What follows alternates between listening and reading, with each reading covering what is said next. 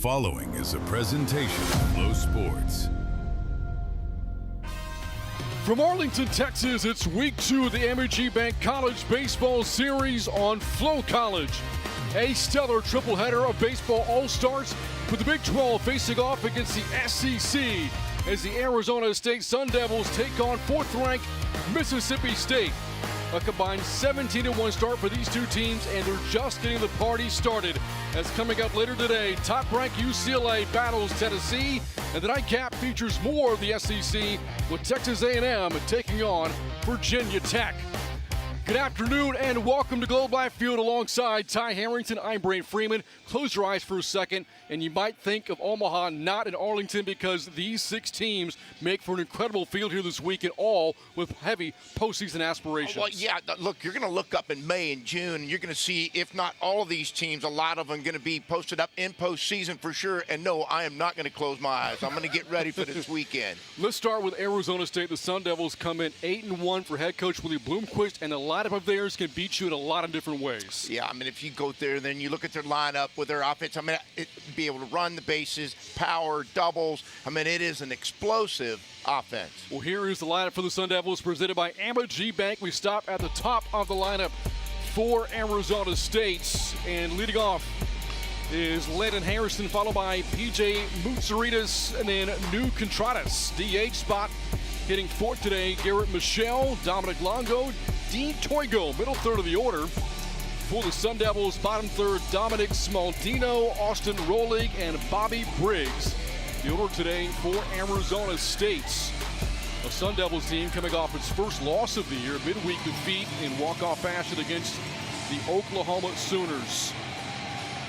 And here the Bulldogs about to take the field. They are 1 of 11 unbeatens remaining. Now the unbeatens left in Division I baseball, 4 of them out of the SEC. Well, I'm not surprised by that, obviously, with the type of teams they have and programs. But, hey, we're getting into it now. 3rd week of the season, you're undefeated. You've got something going on. And here's a look at the Bulldogs defensively as they get set to take the field here today. Vidas Valencias in left. Adam Tier is in center for the Bulldogs. And Bryce Chanson right.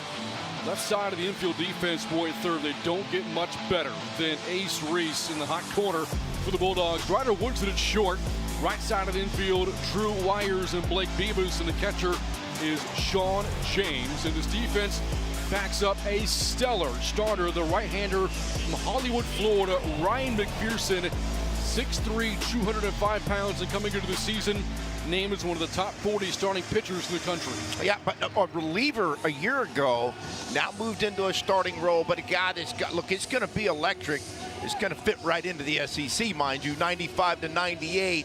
But the slider is really incredible. He'll go to it in different counts, has a changeup, has brought in a breaking ball into it as well. It's not quite as hard with the same velo as his slider has. You see the strikeout numbers this year in his start last week against Delaware. Punched out 11 across 6 innings and got the win for Mississippi State. A year ago, as Ty referenced, was primarily a reliever. 20 appearances as a freshman last year for McPherson, only 2 starts. But impressive strikeout numbers last season. In less than 40 innings of work last year as a freshman, he punched out 56. Well, you start getting anything elevated above a strikeout an inning, then it's impressive. And if you hold that to, you know, walk every 3rd or 4th or 5th, particularly if you're coming out of the bullpen, then that's also going to be, you know, above average and then less than a hit an inning.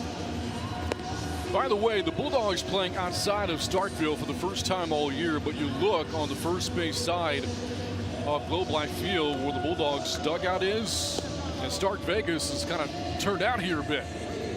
There were a lot of expectations from head coach Brian O'Connor that Mississippi State would turn out for the games this weekend in Arlington.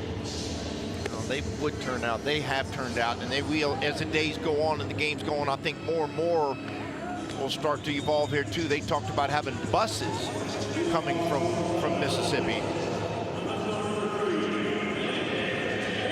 They're looking at the Bulldogs dugouts as we get ready for first pitch here at Globe Life. And into the box for Arizona State is Landon Hairston to take on Ryan McPherson.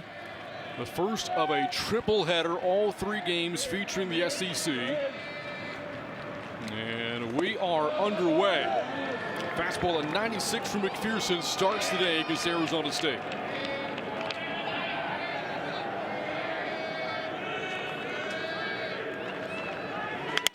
That ball fouled away.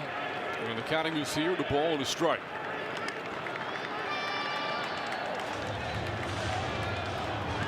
You get a morning glance at 96.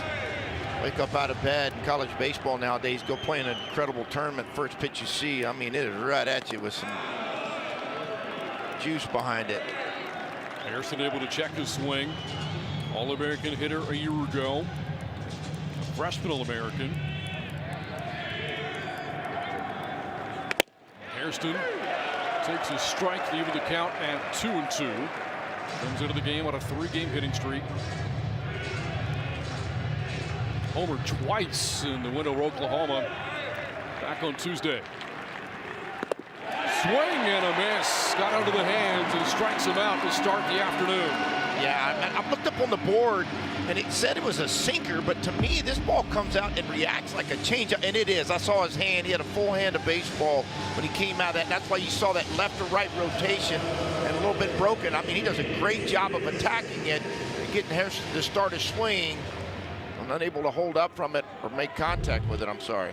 One away now. PJ Moutsouridis. McPherson's fastball getting up to 96, 97. Can change the speeds with that changeup in the upper 80s.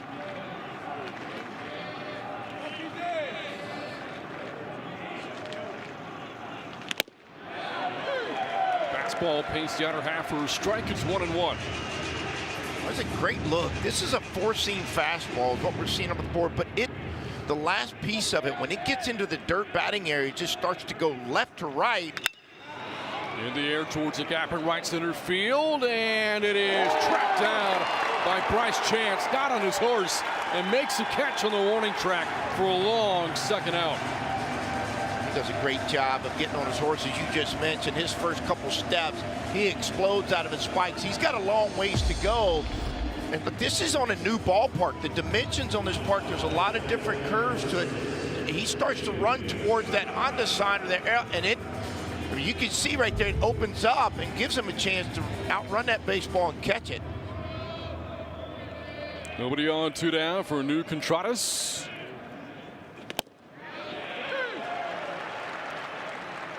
One of the top prospects in the Big 12. Made his return to the Sun Devils a year ago after missing most of the previous season due to a back injury. A swing and a miss on the fastball at 96. It's 0-2. Nothing tricky right now. Here it is. See if you can catch up, get a glance at it. He has backed it up with a changeup. Got him swinging. Good morning, good afternoon, and good night, new Contreras. The sophomore McPherson punches out 2 Sun Devils in the first. We go to the bottom of the inning. Bulldogs batting for the first time here on Flo College.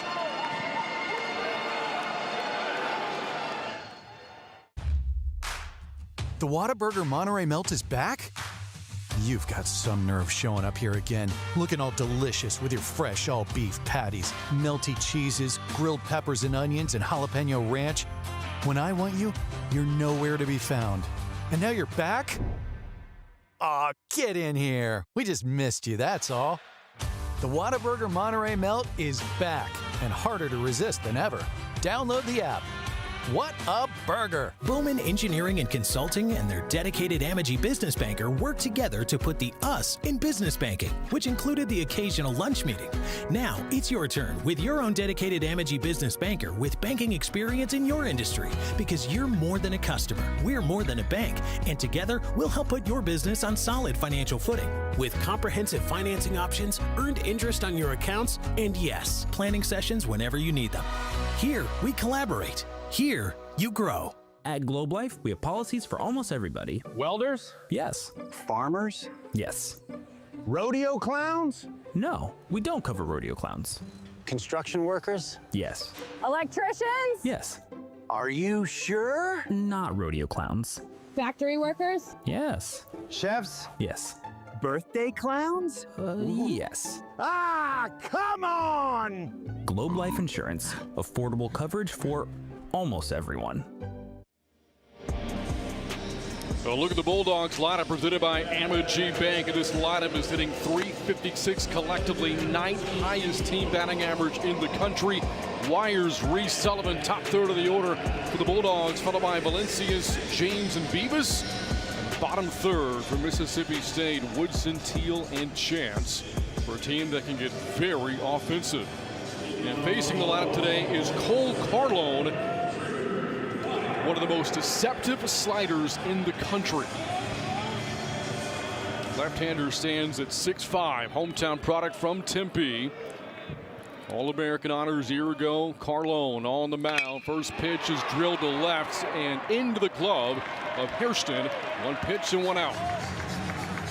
Well, two things about that. Number one, he's throwing strikes right out of the box. Number two, Mississippi State telling you, Arizona State, we're going to be aggressive. First pitch of the game, you're letting your leadoff guy get after it. That means the scouting report is that Carlone is going to be in the strike zone. So get geared up and get ready.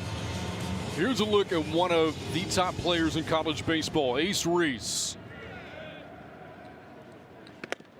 Projected to be the top third baseman of the country coming into the year. The SEC newcomer of the year a year ago. And a preseason second team All-American coming into 2026. There's that slider from Carlone, and it's 1-1. I had a chance to visit with Brian O'Connor before the game, and he went on and on about this young man and just how professional of a hitter he is. And look, there's a lot of great hitters in college baseball, but the statement that came out in his interview and then even again today was, this guy just really loves to play baseball. You start using those words to describe anybody about anything, they are passionately engaged in what they're involved with. And that's certainly what this young man is. And the results show it. I mean, he takes the ball just off the edge. That tells you a little bit about with the left-left matchup.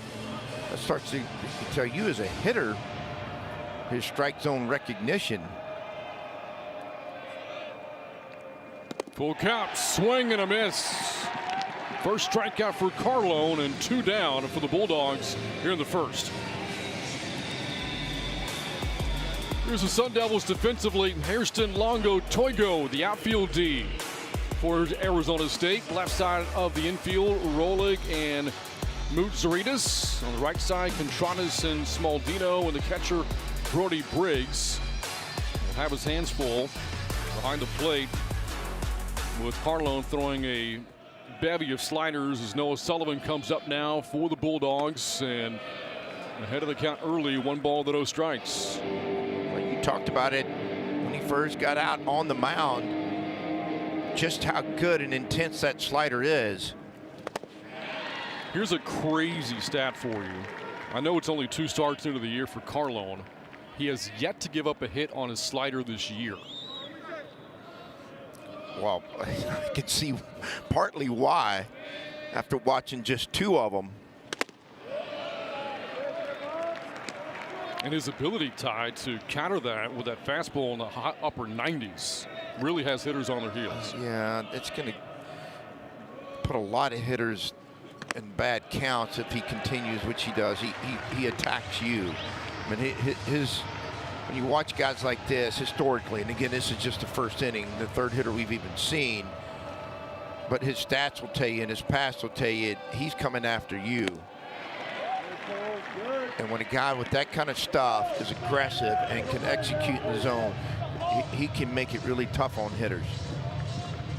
Full count to Sullivan, the Bulldogs DH. And fouls it back to stay alive. Preseason first team All SEC, the only Bulldog a year ago to start 59 games, all 59. And a two-way player for Mississippi State. And the full count from Carlone, and able to lay off the slider. And draws a 2-out walk. Yeah, I get going after somebody with what you think he may run out there and chase, and you get that kind of confidence in 3 pitches. This ball came out of his hand to me acting like a changeup as much as, a slider. I didn't see the left-right action coming out of it, that the first couple sliders that he threw. Here's a first-year Bulldog, Vitus Valencias, transfer from Illinois. Second team all Big Ten a year ago. And you look at the makeup of the roster, again, a new head coach with Brian O'Connor now in Starkville. And with that, 26 newcomers this season, 18 coming to Mississippi State through the transfer portal.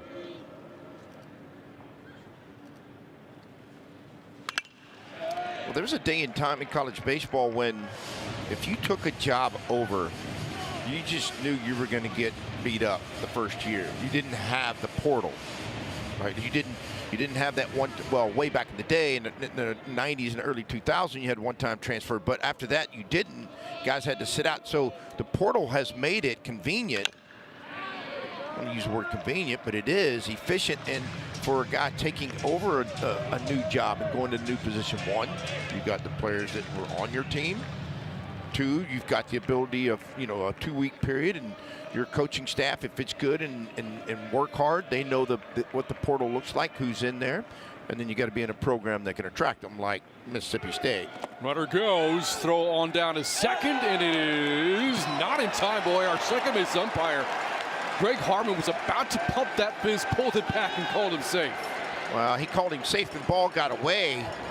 And I thought Sullivan had a great jump on a slider. That's a tough pitch to throw on. I thought he was going to get in anyway, originally because of the jump. But as he slides in, ball was at the bottom, the end of his glove, and it came out. So now a 2-out runner in scoring position situation here for Valencias. He's opened up his Bulldogs career on a 5-game hitting streak. A swing and a miss. Second strikeout for Carlone. Takes care of Valencias. And the Bulldogs strand Sullivan at second. Scoreless through 1. Bulldogs, Sun Devils going into inning number 2. 0-0 here on Flow College.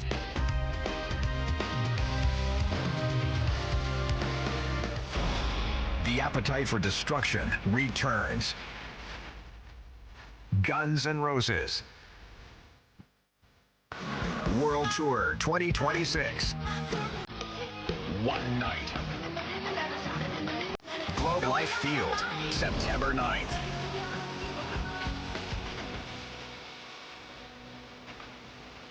Tickets are on sale now at livenation.com.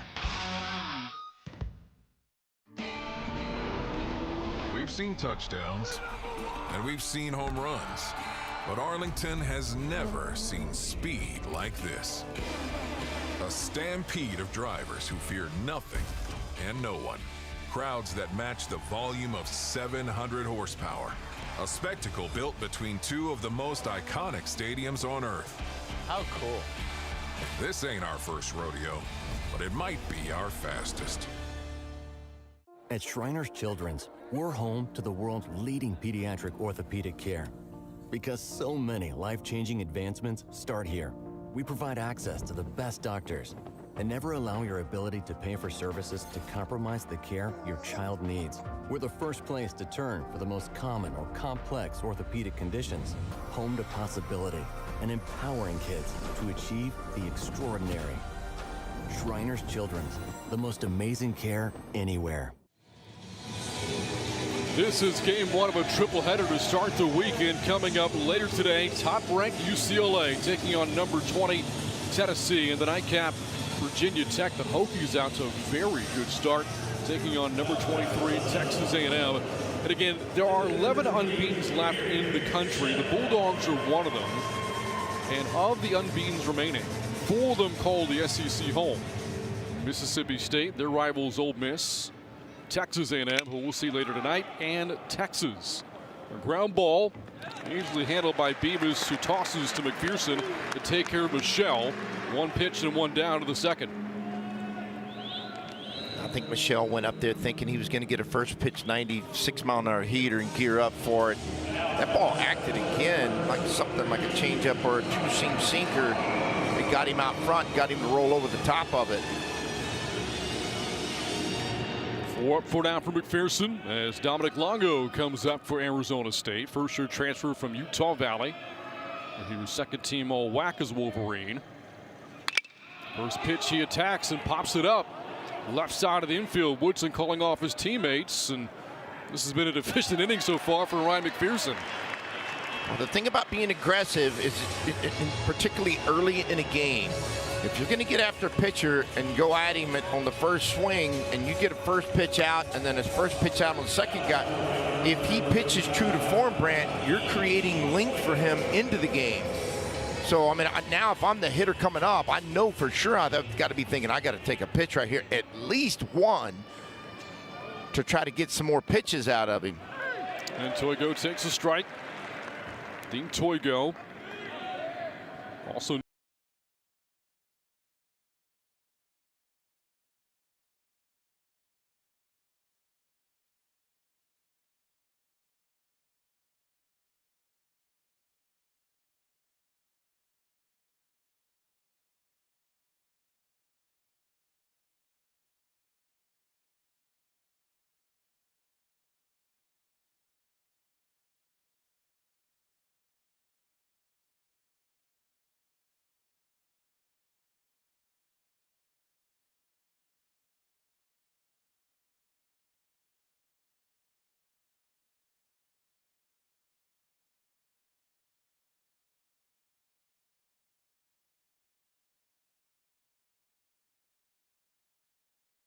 makes very quick work of the Sun Devils in the top of the second.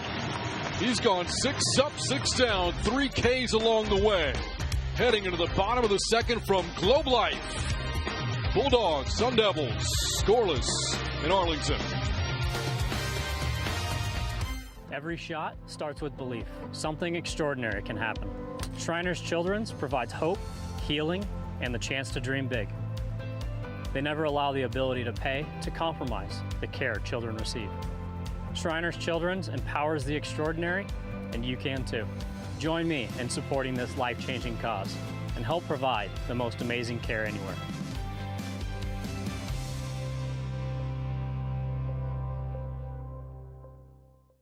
The biggest weekend in rodeo is coming to Arlington, Texas. The American Rodeo Championship Weekend returns May 22nd and 23rd at Globe Life Field, with special live performances from two-time Grammy-nominated Midland on Friday and country superstar Chris Young on Saturday. This is rodeo at its finest, and the only place to experience it is Globe Life Field. Don't wait. Tickets are on sale now at AmericanRodeo.com. Winter, the only season you can't see a go-ahead home run. Can't witness a filthy strikeout. Holy moly! Can't even experience a walk-off. That ball is history! And you're reminded there really are only 2 seasons, winter and baseball. How about that? So how do you win your winter? You get ready for baseball. Single game tickets now on sale, all for Texas.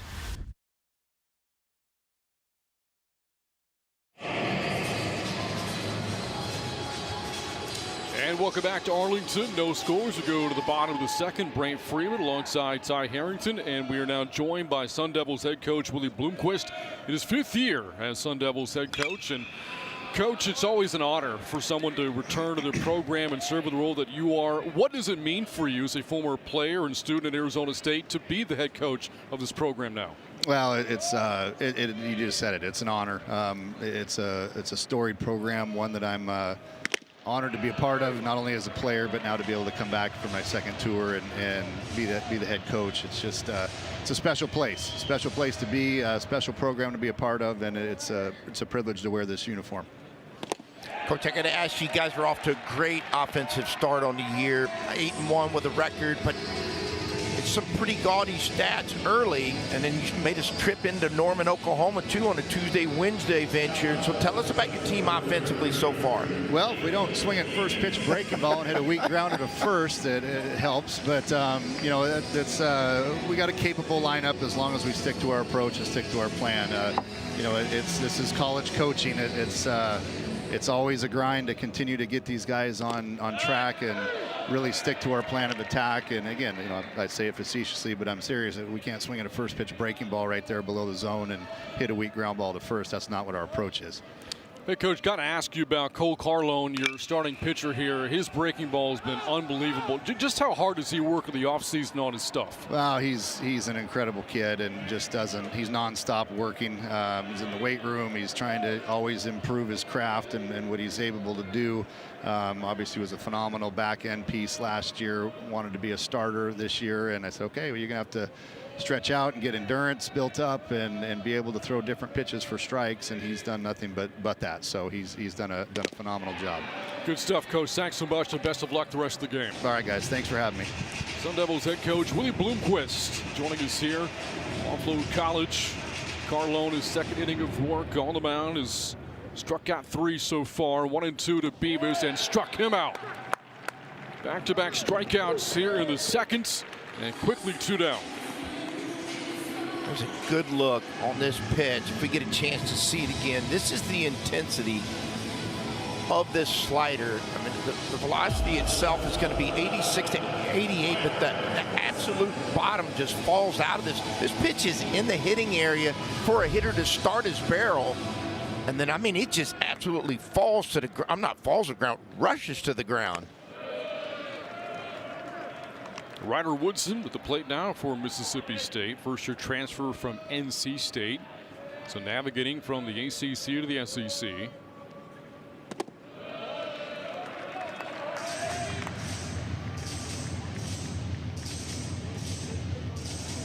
It has been, this is the 3rd weekend for us to be here working with Flo and Rev Sports and Shriners and Amegy Bank and everything and the team.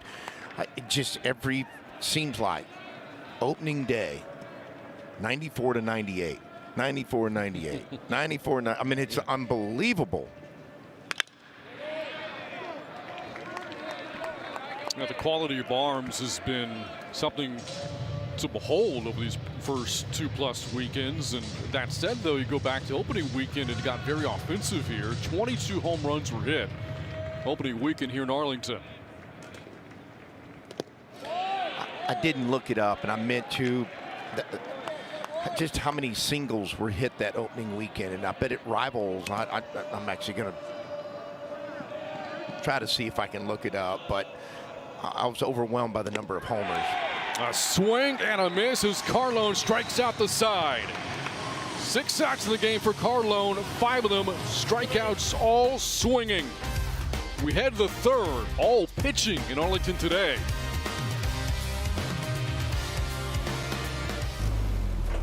There's a big deal going on at Whataburger, like the new Big Ranch Wrap, a crispy chicken strip, buttermilk ranch, cheese, and fresh veggies in a warm tortilla. Or go bigger with 5 premium Whata chicken bites. Or go bigger than big with our Bacon Cheese Whataburger Jr. with fresh 100% beef and melty cheese. Make it even bigger with fries and a drink for a little more. Now that's a big deal. The Whata deal, now at Whataburger. Download the app. Naylor Industries and their dedicated Amegy business banker work together to put the us in business banking, focusing on their business needs with lightning speed. Now it's your turn with your own dedicated Amegy business banker with banking experience in your industry. Because you're more than a customer, we're more than a bank, and together we'll help put your business on solid financial footing with comprehensive financing options, earned interest on your accounts, and yes, a banking partner who is just as invested in your growth as you are. Here we collaborate. Here you grow. Forrest Frank, the Jesus Generation Tour. Live in a 360 in the round experience. With special guests Tori Kelly, Corey Asbury, plus the Figs. On sale now at forrestfrank.com. Don't miss the Jesus Generation Tour with Forrest Frank. Jesus is coming back. Produced by TBR. All 3 weekends of college baseball here at Globe Life benefit Shriners Children's, with a portion of ticket sales going to a worthy cause that is dedicated to improving the lives of children around the world. To donate, scan the QR code on your screen or visit collegebaseballseries.com. And we're back at Arlington. No score as we head to the 3rd inning. So far, a pitcher's duel between Ryan McPherson and Cole Carlone. McPherson, 3rd inning of work now for the Bulldogs, facing the bottom 3rd of the order for Arizona State, and starts off Smaldino with the strike.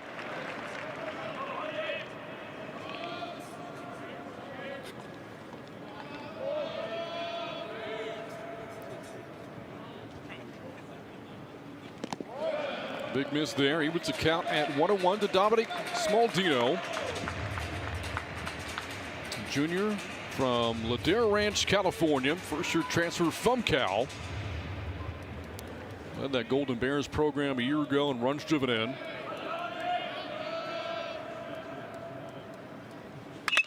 That ball hit sharply towards short, but right to Woodson in perfect position. And Smaldino retired to start the 3rd. What's interesting is the 2 best balls hit today, one by Mississippi State and now one by Arizona State, have been lined right to defenders. The first member to the left fielder, and now this one to the shortstop, but hasn't been a lot of solid contact, and reasonably so. But the 2 that have been right at defenders. Austin Rolig with nobody on and 1 down. At his 3rd school in 3 years. Began his career at LSU. Didn't play for the Tiger Zone his 1 year in Baton Rouge. And then last year at Utah. Honorable mention, all conference a year ago. An interconference transfer now in Tempe. He rolls one to the right side. Wires over to Beavis. And 2 down the 3rd. If you're going to go chasing a fastball away from you at 96 miles an hour, you're going to have to make sure it is closer to the plate. This ball's away. As tough as that is, man, he just, when I say if you're going to do it, it's just so hard to sit in there thinking he's going to throw something in the middle of the part of the plate, and he has not. But at 96, if it's away from you, you're going to get a lot of, offside ground balls. The 9-hole hitter, Brody Briggs, ahead of the count, 1 ball to no strikes. 7 hits to start the year, including a home run opening weekend against Omaha.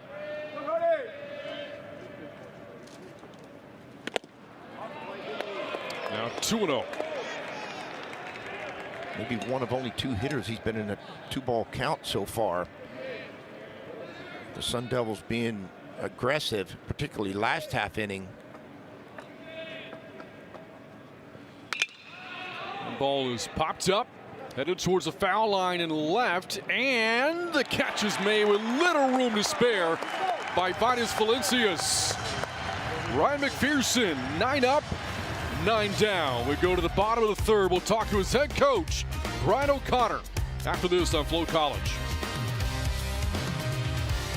Woodcraft and their dedicated Amegy business banker work together to put the us in business banking, creating a long-lasting relationship with open and quick communication. Now it's your turn with your own dedicated Amegy business banker with banking experience in your industry, because you're more than a customer. We're more than a bank, and together we'll work to help put your business on solid financial footing with comprehensive financing options, earned interest on your accounts, and yes, the support you need to reach your business goals faster. Here we collaborate. Here you grow. Every at-bat. That one is gone! Every pitch. Got him swinging! Every angle. He will score, and the Rangers are in front! From pregame to postgame. From the truck to the booth. I hope you're fired up at home, sitting on the couch watching your favorite baseball team. It all starts here. Rangers Sports Network, the official home of Rangers baseball.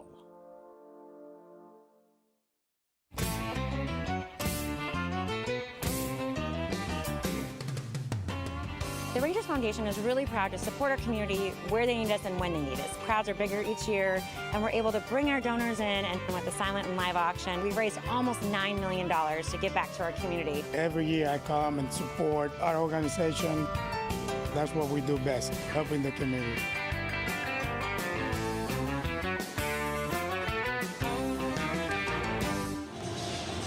Go to the bottom of the third from Arlington. No score between Arizona State and Mississippi State. We are now joined by Bulldogs head coach Brian O'Connor in his first season with this historic program. And coach, for more than 20 years for you in Charlottesville, at Virginia, a national championship along the way. What a tremendous tenure there. But now taking over for this program, how excited are you for this new journey? Well, I'm very excited. It's been a lot of fun the first 8 months, and you know, this is a special baseball program in the history of college baseball, and I'm honored to be able to lead this Mississippi State program. Coach, this is Ty. Now look, I know your background forever has been in pitching, and tell me about what you're seeing on both sides of this game so far from the mound and your evaluation of these two guys on the mound. Well, first of all, Ty, both teams have been aggressive at the plate. We need to do a better job of laying off the off-speed pitches. They haven't been for strikes as that much, and be ready to handle that fastball. But, you know, McPherson's done a nice job. He's attacking him. He can throw that fastball on the glove side pretty good, and we've got a lot of confidence in him, and they've been very aggressive against him as well.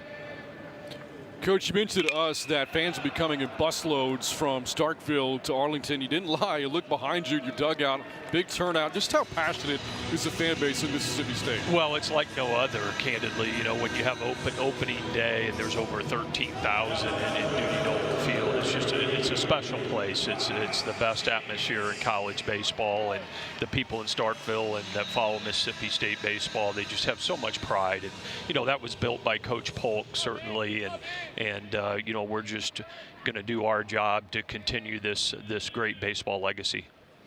Coach, you got to love the field in this tournament and what this represents from an opportunity to learn a lot about your club. Tell us about why you guys chose to come here and play this weekend in this tournament. Well, first of all, I think this was on the schedule, Ty, about three years ago. You know how scheduling in college baseball goes. But, you know, these kind of tournaments early in the season are great. You get a chance to test your club.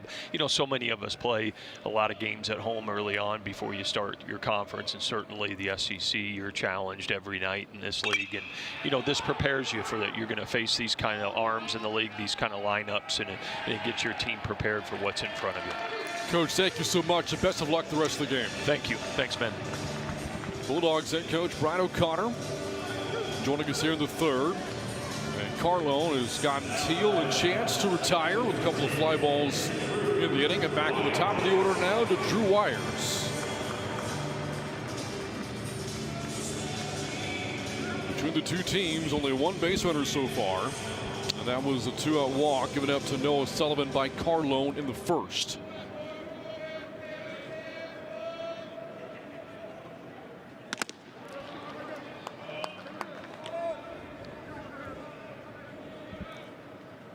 So far, if you're watching this game, don't blink, because it is moving. These pitchers have been what they were built to be.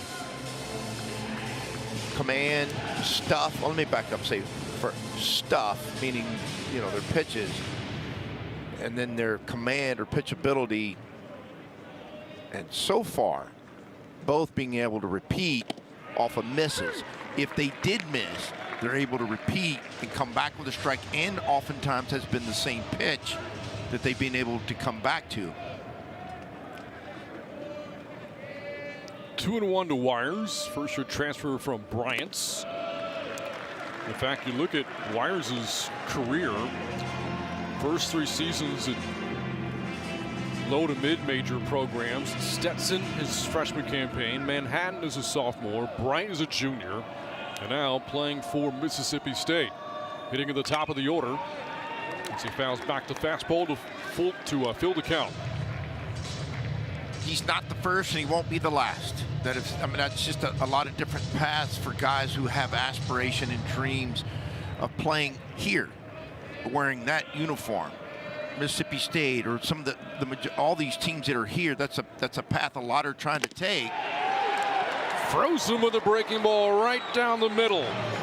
6 strikeout for Cole Carlone.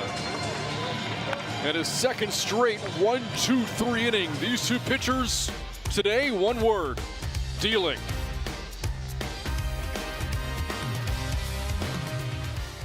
Possible Missions and their dedicated Amegy business banker work together to put the us in business banking by sharing the same values both in the office and out in the community. Now it's your turn with your own dedicated Amegy business banker with banking experience in your industry. Because you're more than a customer, we're more than a bank, and together we'll help put your business on solid financial footing with comprehensive financing options, earned interest on your accounts, and yes, by being a true community partner.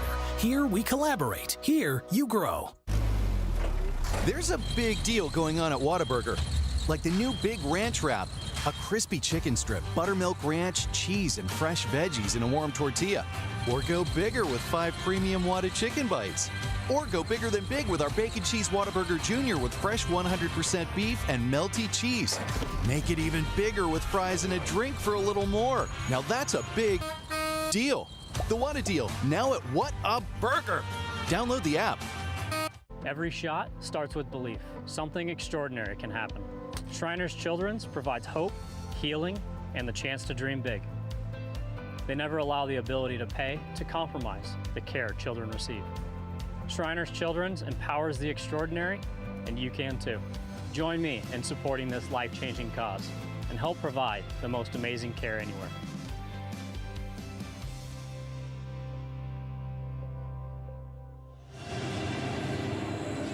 The Bulldogs come into the weekend unbeaten at 9-0. First time they've done that since 2015. Ironically, that was the championship year for Brian O'Connor and Virginia.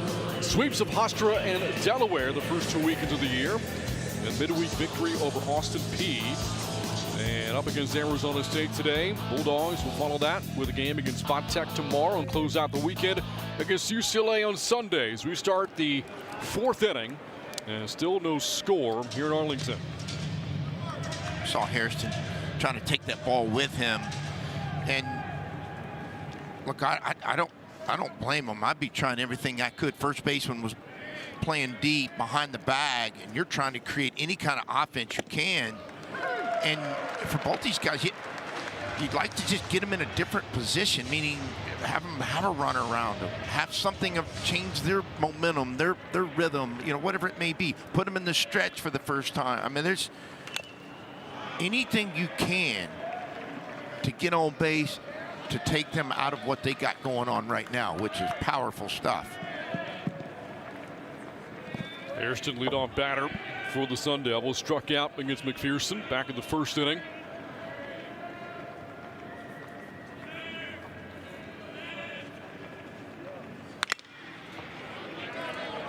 Going to get out of play.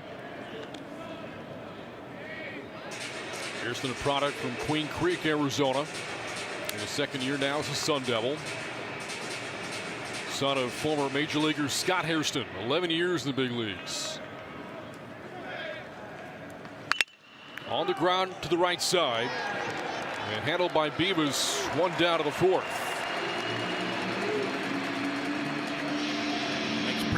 Contact with this 96-mile-an-hour fastball. The pitch before was a changeup that, it's supposed to kind of get you back thinking, okay, here comes another secondary all-speed pitch, whatever it might be, and he just rears back and lets go at 96. First baseman doing a nice job of keeping it in front of him and taking the bag himself. P.J. Moutsaritas up at the plate now for Arizona State.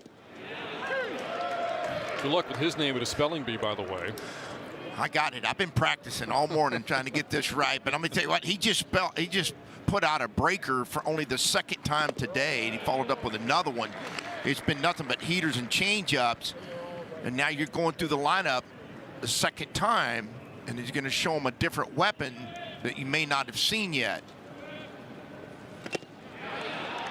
Got a piece of that. It's 1-2. Sun Devil players don't have their names in the back of the jersey, but Moutsaritas would be tight to fit in there. It would remind me of Jared Saltalamacchia. when he played for the Rangers, and they needed every piece of real estate to get his name in on his jersey. Yeah, there's a lot. I do remember that as well. Just get a look at their Arizona State's on-the-road grays, which traditionally for college teams, you're either going to wear a gray uniform and or a colored top, which Mississippi State choosing to wear their maroon tops today. And a lot of people either they may or they may not know from when you go to these tournaments, if you're the home team, you get to choose. Historically, you wear white, or you get a choice if you're going to wear a color. Moots Arenas plays off a borderline pitch, and with that, Arizona State has its first base runner of the game. Now we're getting a glance now to see what it's going to be like for McPherson out of the stretch. He didn't chase back-to-back sliders. He threw 4 sliders in that sequence. And Mutsaritas did not chase either one of them. Hence he gets his first base runner and his first walk of the game. Now Contreras struck out back in the first inning.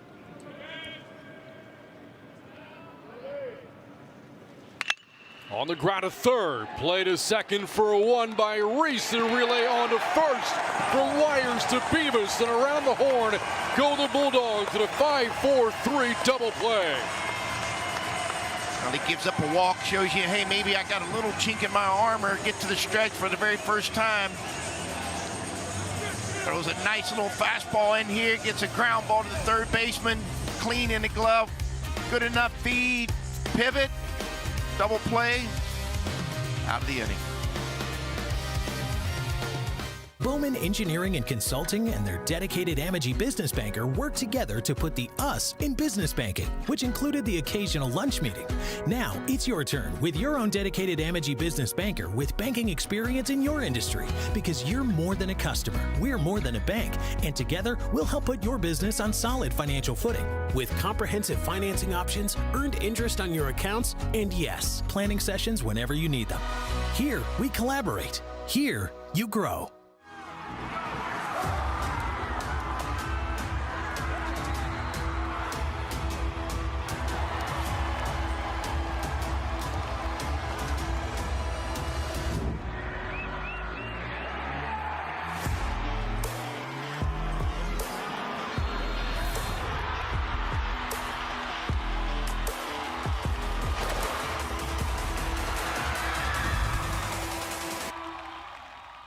Naylor Industries and their dedicated Amegy business banker work together to put the us in business banking, focusing on their business needs with lightning speed. Now it's your turn with your own dedicated Amegy business banker with banking experience in your industry, because you're more than a customer, we're more than a bank, and together we'll help put your business on solid financial footing with comprehensive financing options, earned interest on your accounts, and yes, a banking partner who is just as invested in your growth as you are. Here we collaborate. Here you grow.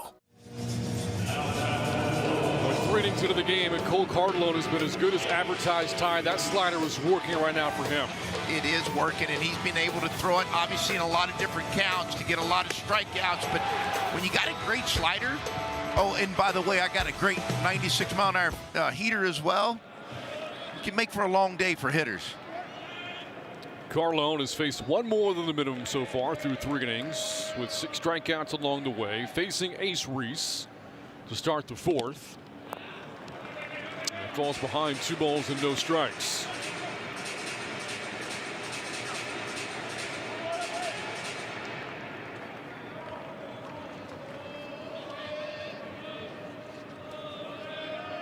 On the National Preseason Player of the Year watch list is Reese, as he takes a strike at 95, 2-1. 21 homers a year ago, 8th most in a single season in team history. And Reese hits into the shifts. Contreras on to Smaldino, and 1 down to the 4th. I'll tell you, it's just been efficiency, strike throwing. We've had a handful of hard hit ground balls, but a handful of balls hit to the outfield. We've had 1 hard hit fly ball out to right center gap. A lot of it has been You know, they've been able to, both these pitchers have been able to trap the hitters' barrels, not allow them to get extended. When your stuff is this electric, and I mean stuff, breaking balls included in this electricity. We're seeing the result of it. These are two very historic programs in college baseball, Arizona State and Mississippi State. Tremendous coaching over the years, tremendous players as well. We heard Brian O'Connor earlier reference some of the greats at Mississippi State. Ron Polk, and what an amazing ambassador he was for the game. And think about the players too. Mississippi State, some of the legends, Rafael Palmeiro, Will Clark, think back to the mid-'80s in that program, and Arizona State, Reggie Jackson, Barry Bonds, both former Sun Devils. In fact, no school has had more players reach the majors than Arizona State. When you go to their ballpark, their outfield fence, I'm assuming it's still the same way, is it riddled with advertisement? It was riddled with retired jerseys, big leaguers, Hall of Famers, All-Americans. I mean, it was, you know, one of the more impressive name walls you would see.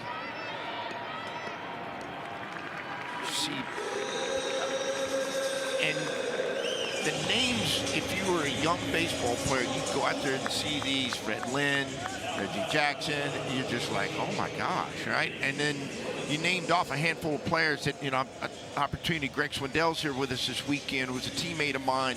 And you go back to the 1985 World Series, College World Series, Mississippi State with Palmeiro, Thigpen, you know, all Brantley. I mean, the names, the big leaguers that were involved.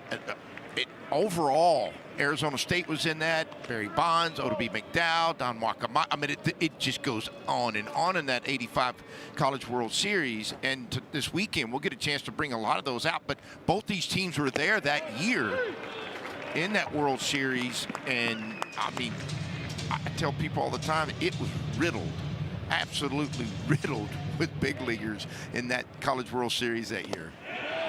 Swing and a miss, 1-2 here to Vinus Valencius.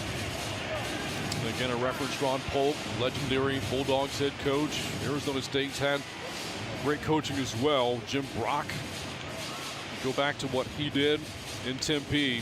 His first season as Sun Devils head coach, Arizona State went 64-6. To date, it is the best win-loss record ever in Division I baseball. You know, people have a hard time remembering and understanding unless you played during that era of the 70s and the 80s. We had an unlimited schedule. I mean, I think one year, I can't remember if it was 85 or 86, we were 64-17 or some, you know, ridiculous number of games. But it was fun. I mean, you went to school, you left there, left class, went right to the ballpark and played a game. Got him looking, strike 3. That's number 7 for Carlone. And he has sat down 10 straight as we head to the 5th. No score.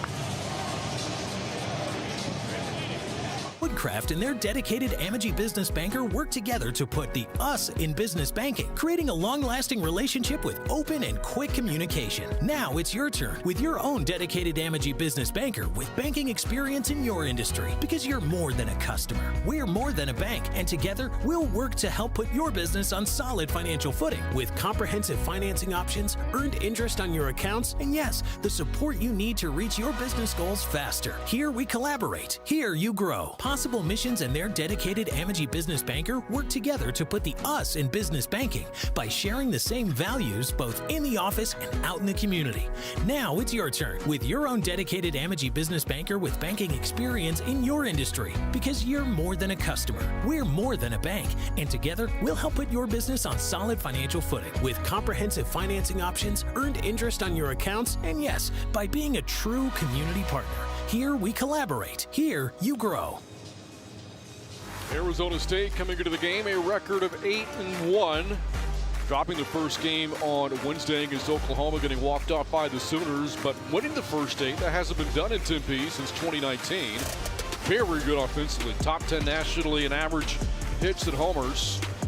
see what they did to the Sooners staff in a midweek win on Tuesday, putting up 15 runs. But here they are against Ryan McPherson, Ty, and this lineup is yet to figure them out.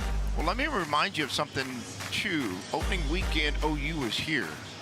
And that is a very, very good SEC baseball team that left here 3-0, won the first weekend, opening weekend of games in the tournament here in the Shriners Classic. That they walked into Norman, Oklahoma and scored a lot of runs on Tuesday, and then OU had to come back and, as you just mentioned, walk it off on Wednesday.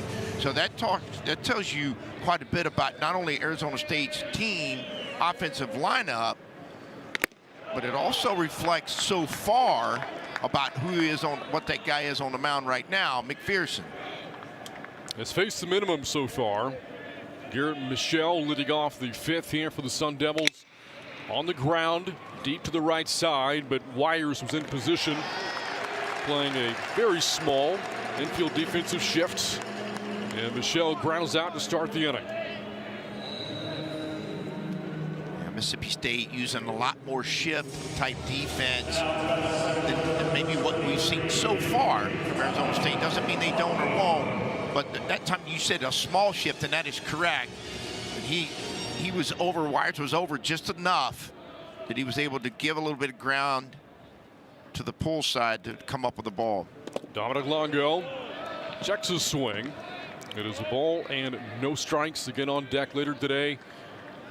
UCLA, Tennessee at 3 o'clock, Virginia Tech and Texas A&M with the nightcap.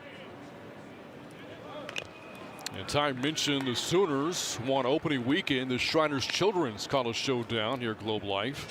Last week, another SEC team crowned weekend champs. Auburn going 3-0. And you look at the field this week, well, the odds say it could be an SEC team because half the field is made up of the SEC. It'll be interesting to see if somebody can get through this weekend with 3 wins. I don't mean that negatively, but think about the teams that are here and just how good they are, and what a challenge that would be for somebody to get all the way through this with 3 wins. And again, for some of the passionate fans, which there are several of them watching this game even currently right now, but on the whole weekend, I'm not saying nobody can. I'm just saying if they do, think about what that's going to look like on their resume.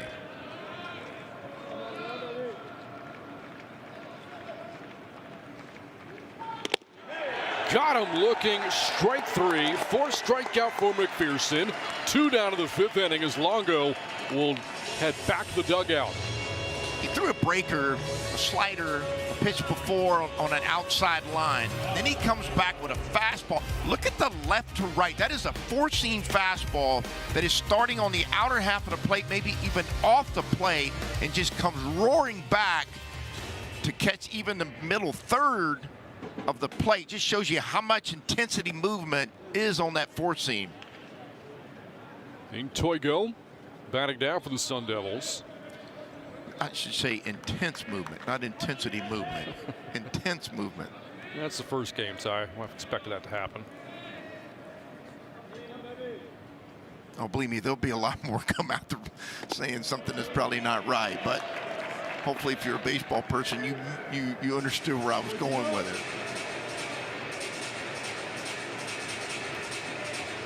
2-0 to Toigo. Now 2-1 and a swing and a miss. And Reese from third base will make the long jog over to the second base hole. You see him now there in shallow right field. That's the third baseman.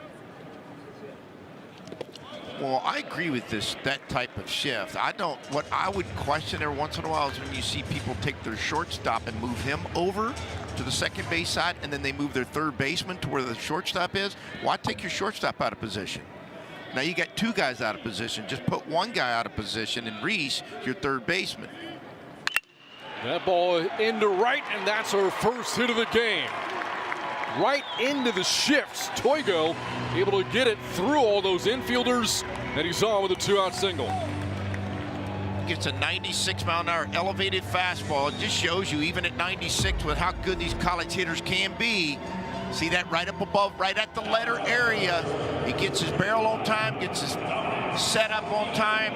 And you're right, he had to hit it over the shift, or in between the shift, between the third baseman Reese being in the rover position and the right fielder. It was a good swing on an elevated fastball. Dominic Smaldino batting for the second time. Had a hard hit out in his first at-bat. Goes around to the swing, says Chris Koski at first base. It's 0-1. This is one of the top 2-out hitting teams in the country. Sun Devils, through their first 9 games, batting .333 with 2 outs. That ranks 25th in Division I baseball. As the count evens here, a ball and a strike. We talked about how good the field is. Nobody this weekend has more than 2 losses. And the only 2-loss team is Tennessee, a shocking series loss at home last week to Kent State. Happens. It can happen. Doesn't mean the season's not going to end good. It doesn't mean they're not going to play good this weekend. I know there's a lot of things out there all over social media, but. Fly ball out to right. Chance. And McPherson, no problems pitching around the 2-out single hit by Dean Toigo. We have a hit in the game, but no runs yet. Going to the bottom of the 5th. Bulldogs coming up to the plate. It's 0-0. Woodcraft and their dedicated Amegy business banker work together to put the us in business banking, creating a long-lasting relationship with open and quick communication. Now it's your turn with your own dedicated Amegy business banker with banking experience in your industry, because you're more than a customer. We're more than a bank, and together we'll work to help put your business on solid financial footing with comprehensive financing options, earned interest on your accounts, and yes, the support you need to reach your business goals faster. Here we collaborate. Here you grow. Possible Missions and their dedicated Amegy business banker work together to put the us in business banking by sharing the same values both in the office and out in the community. Now it's your turn with your own dedicated Amegy business banker with banking experience in your industry, because you're more than a customer. We're more than a bank, and together we'll help put your business on solid financial footing with comprehensive financing options, earned interest on your accounts, and yes, by being a true community partner. Here we collaborate. Here you grow. Here are the teams ranked in D1 Baseball's top 25 this weekend in Arlington. Top-ranked UCLA, the Bruins will play Tennessee later today. Mississippi State. These Bulldogs playing right now against the Sun Devils, ranked 4th. Texas A&M cracking the top 25 this past week. They're 8-0. Aggies after a great start. Swept their series last week against Penn. And another run rule victory from Michael Early's team in the midweek in College Station. We go to the bottom of the 5th. No score between the Bulldogs and Sun Devils. I was just trying to finish a comment about Tennessee. They lost 2 to Kent State. It does happen, by the way. It doesn't mean at the end of the year you're not going to be in the middle of it or, you know, vying for the College World Series. But amongst all these teams, in this 6 teams in this tournament, we're in the 3rd week of college baseball. Only 5. Let me say this one more time. 5 total losses amongst all 6 teams in this tournament. That is clean. That is unreal baseball. We said at the top of the broadcast, you can close your eyes and imagine you're in Omaha right now. It's simply given the level of play, you know, here in Arlington, and not hard to imagine that some of these teams, if not all, have deep runs in them later on in May and June. A lot of things determine that. The talent we're going to see is going to present itself as a possible Omaha team. The next step of that is, and I know people get tired of hearing what I'm about to say, but it is, you know, a healthier team. Can you stay healthy? Can you keep your best players, your most impactful people in this season all year long without any major injuries? If you start peeling layers off, there is, you know, everybody uses, oh, just next man up. Well, there's a reason why the guy was next man up, right, and not the guy up. So, look, and you know, every once in a while you have programs who have that kind of depth that you could lose a guy. You know, there's a freshman in the All-American in the making, something like that. Yes, that does happen.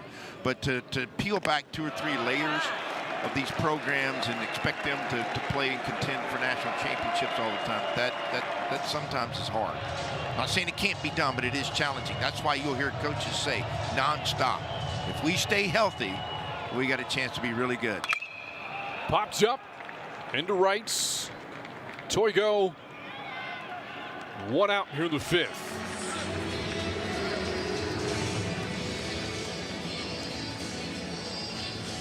So far, just one Bulldog has reached. That was Noah Sullivan on a 2-out walk in the first. Since then, 11 straight retired by Carlone. Sometimes the swings, and when I say this, please, I'm not trying to be, critical about it, but some of the swings are defensive swings, just trying to make contact at this point because the stuff is that real. They're not just laying balls in there in the middle part of the play. I mean, they could get away with it every once in a while because their stuff is so good, but they're throwing balls on the edge with this kind of electric stuff. Blake Beavis struck out at his first at-bat and shoots one up the middle for a base hit. First hit of the game for the Bulldogs. And they get a one-out single in the fifth. Beavis does a good job of staying what looks like a slider. We'll get another look at it. Yeah, right in the heart of the plate, a slider. You can see the middle part of the defense. Malone wasn't able to stab it with his glove. That opened up that part of the infield for him. A hard hit ground ball for a single. Now Ryder Woodson facing Carlone for the second time.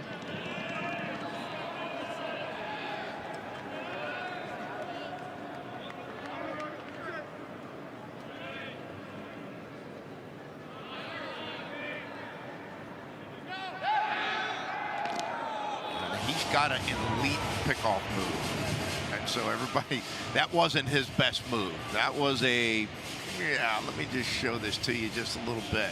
We've been told he's got a great move, and that is more of just a setup.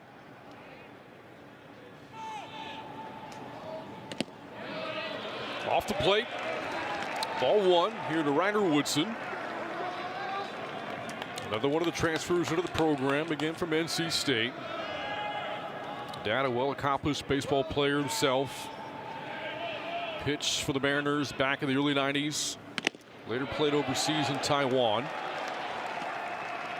As we see the count run to 2-0 to Woodson here after the base hit from Beavis. You brought up early in the game that he hadn't surrendered a hit off a slider yet. That looked like a slider that he threw. It was certainly something off speed.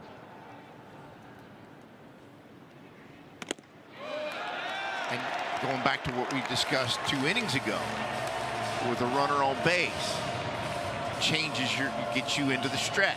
Now you've got another thought for the first time. Now I'm not saying it's the reason why he's in a 3-ball count, but it is the first 3-ball count and no strikes that he's been in the whole game.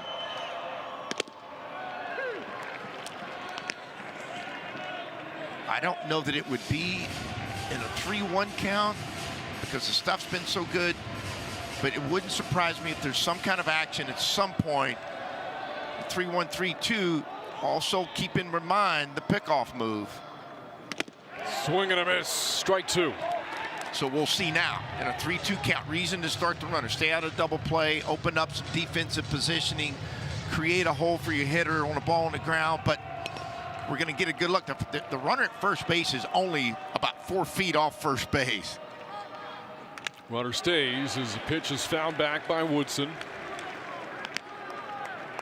I think this is more out of respect for the pickoff move. Carlone, the highest whiff percentage in the country coming in. Players swinging and missing 62% of the time. Runner goes, and he'll take ball 4. They finally decided to start the runner. And I think the ball was at the bottom, below the kneecaps. It would have been a little different look for the umpire had the runner not been going.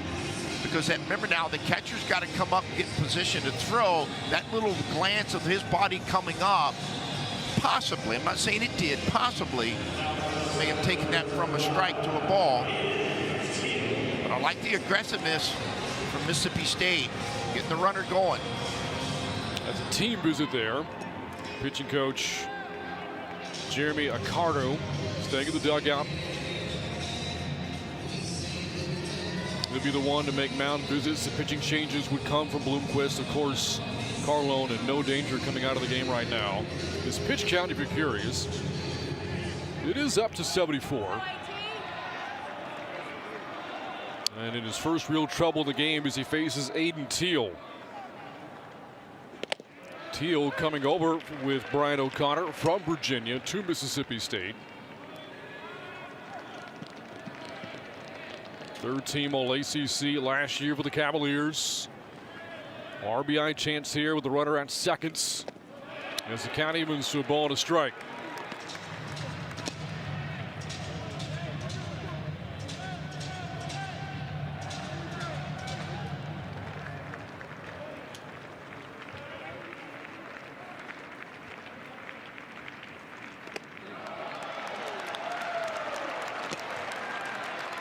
Just a little more elevation than when he was out of the windup, and understandably so. He hadn't been in the stretch much, even though his warm-up pitches in between innings I was watching, he was working out the stretch to make sure he'd be ready for it. But just a little more elevation. That's off the plate, 3-1. Back-to-back hitters now that they've gotten into 3-ball counts.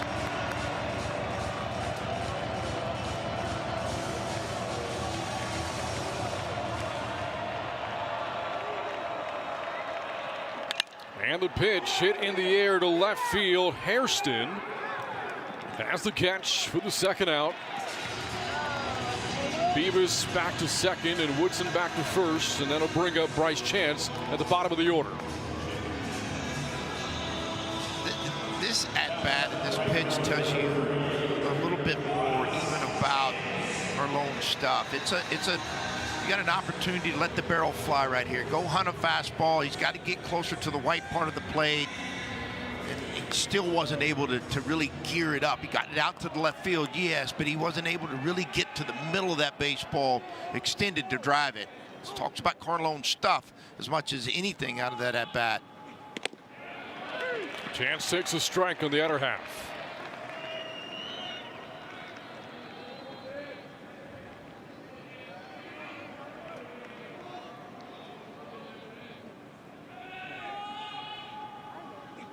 And the 0-1 chopped into left field for a base hit. Rounding third is Beavis coming home, and the Bulldogs strike first.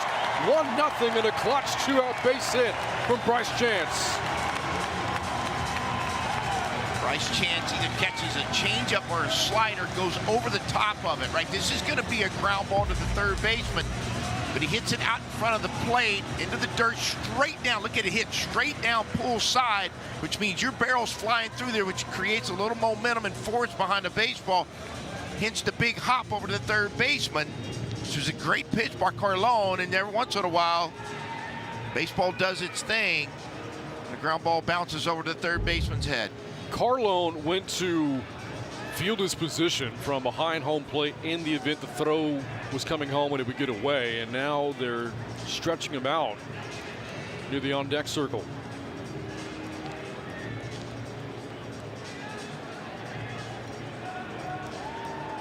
Not like you guys, I think this is a cramp more than I think it's anything else. As they look at him, we're going to step aside. Back after this.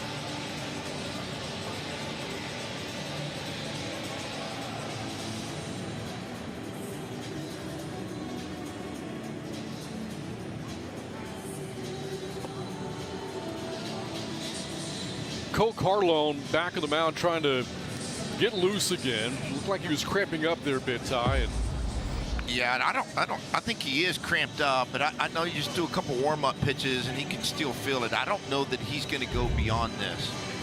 I know I saw the frustration in his face. You're seeing it right now, what we're seeing.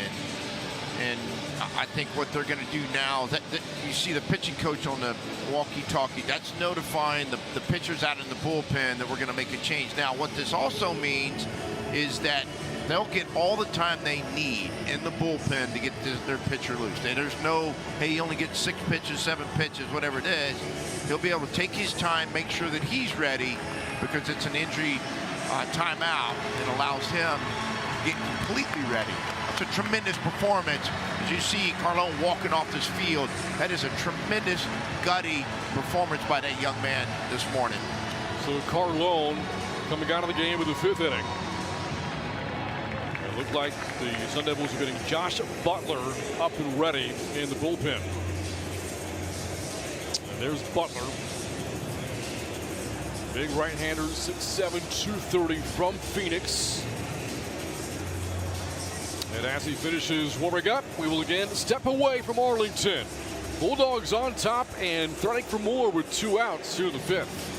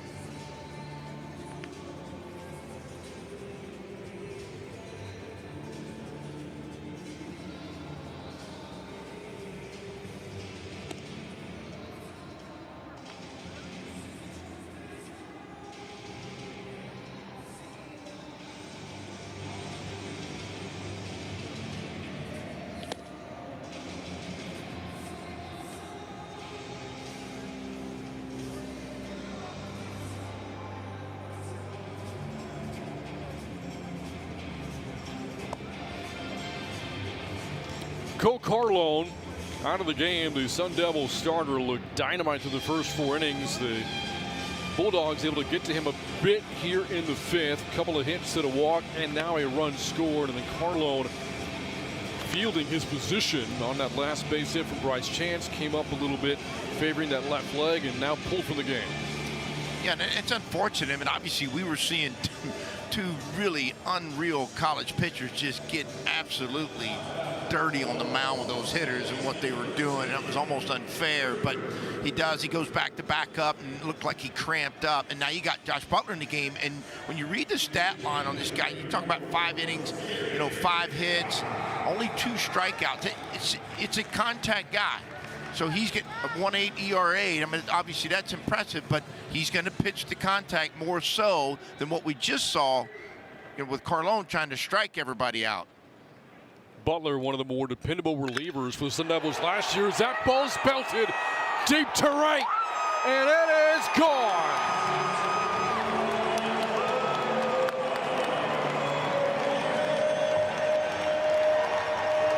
Three-run homer, Mississippi State.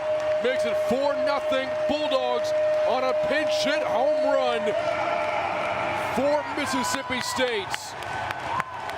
Well, I tell you what, you talk about having a scouting report on what you want to do as an offense, you're going to see it right here. You haven't seen a pitch yet. Now, what you're able to do is stand on the on-deck circle and get ready for it, but a first pitch, elevated fastball, and he does not miss it. He smothers that ball with his barrel. Garrick Fry, the pinch hitter in place of Drew Wires. First pitch he saw. Deliver that into the right field seats. 4-0 Bulldogs lead. All the offense coming with 2 outs. And now it's Ace Reese after the pinch hit homer. And the visitors from Starkville making their voices heard here at Globe Life Field. It's the hurt first noise we've heard both ways because there hasn't been any offense so far. But you get the ground ball RBI over the third baseman's head, and then the unfortunate part of the pitcher having to come out with a cramp in his leg, and then the first pitch that's thrown in there from a relief pitcher to a pinch hitter. Historically, you'll see him take the first one. He didn't hesitate. He saw something he liked and drove it out of the park.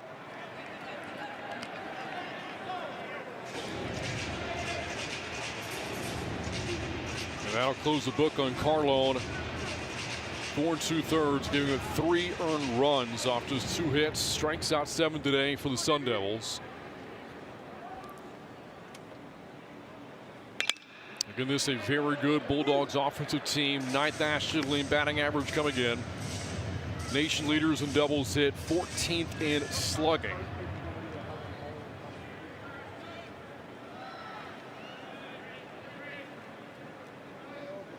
And the homer from Fries. This ball's hit pretty well to right, and that is a leaping catch made by Toigo. Out in right field to end the inning, but the Bulldogs in the 5th strike for 4. The pinch hit homer from Garrick Fry. Loved the first pitch he saw from Butler into the right field seats. And as we head to the 6th, it's 4-0 Mississippi State.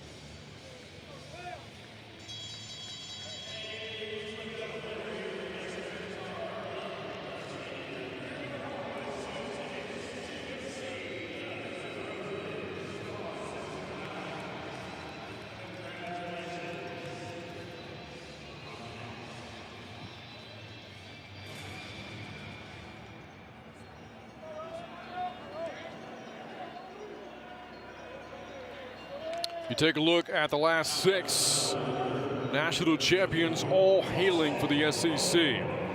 Vanderbilt, Mississippi State, these Bulldogs 5 years ago. Their rivals Ole Miss the following year.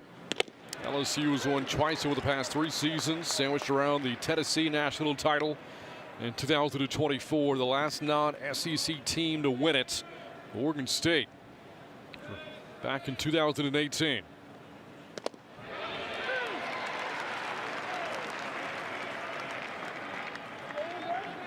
So far in this game, if you took a pen or a marker and you drew a circle around the catcher.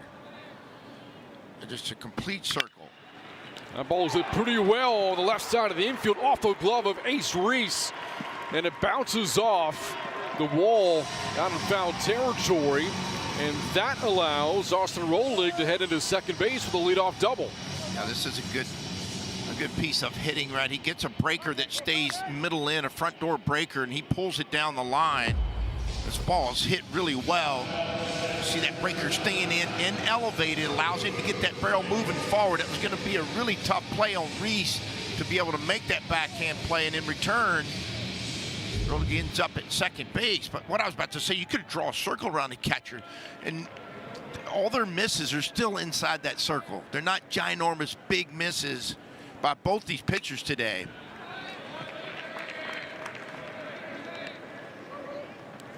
Low pitch count so far from McPherson. Last pitch there is 55th. Here he is working in the 6th.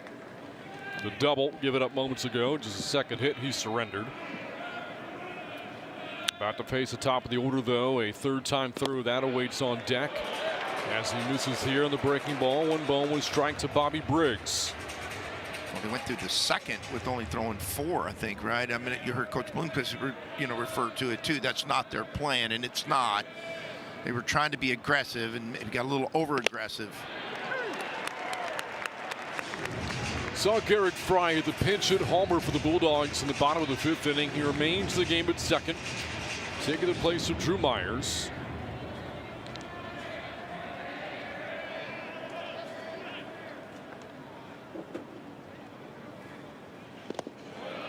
Two balls and 2 strikes.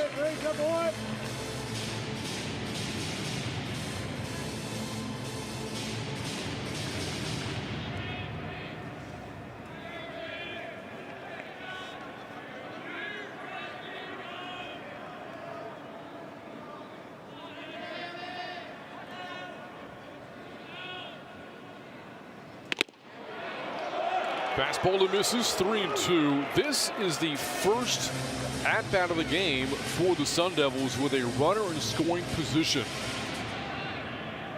Rolig at second base, the only time the Sun Devils have had anybody reach beyond first.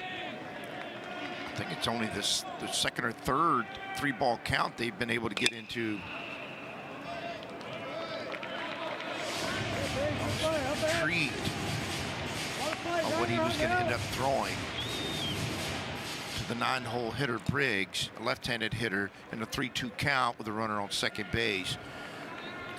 I always like to pay attention to see how he's going to try to get after the bottom of the order in an RBI situation. And there's a walk, and the pitch gets away from James, and that will give Rolig 90 more feet to third base. Runners in the corners for the Sun Devils.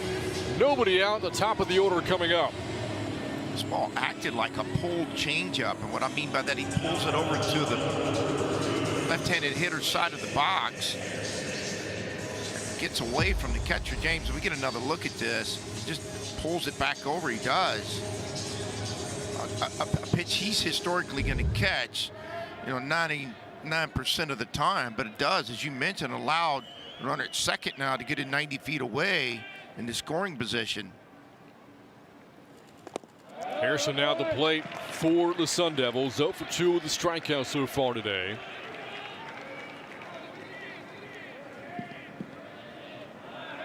Arizona State, 18th nationally, batting with runners in scoring position through the first 2+ weeks of the year.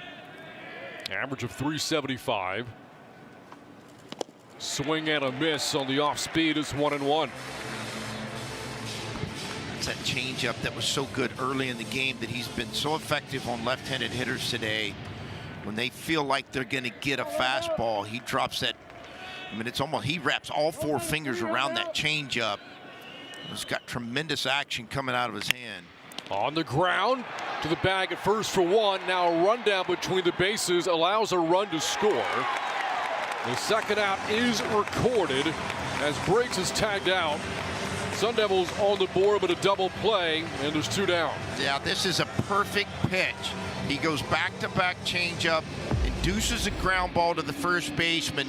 The first baseman, Beavis, does a good job of stepping on the bag, You see the shortstop, Brant, go to the inside of the bag. That's starting a throwing lane for the first baseman because you don't want to throw it through the runner, over the runner. He creates a throwing lane, and then they're able to get into a rundown and complete the double play. Second twin killing, the Bulldogs have turned today. Mutsaritas right up the middle, a seeing eye single with 2 outs in the 6th inning. Extends the frame here for the Sun Devils as Mutsaritas is on for the second time. Another good at bat. Ground ball back up the middle. Mutsaritas, we get another look at this. Fastball middle in. But he does a good job. This ball's got a little sink to it. It shows you a little bit about his approach, that he was trying to hit the ball back up the middle, was willing to stay in there on that fastball instead of trying to pull it down the line.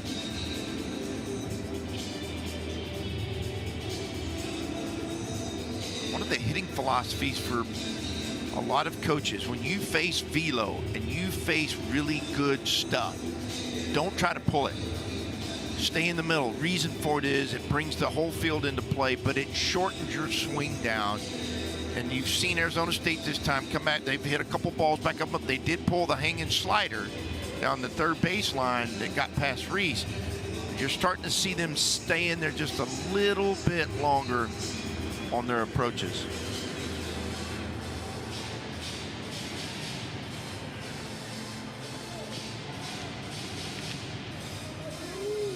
At the plate here, New Contradas.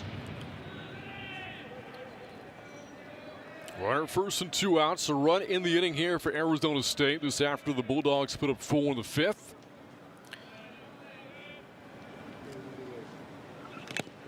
Foul tip, strike 1. I got to think, if with 2 outs, even though you're chasing 3 runs, you got one of your better base runners at first base. If you feel like you might catch him in a changeup or a breaking ball secondary type count that he may go to, I wouldn't be shocked if they try to run him.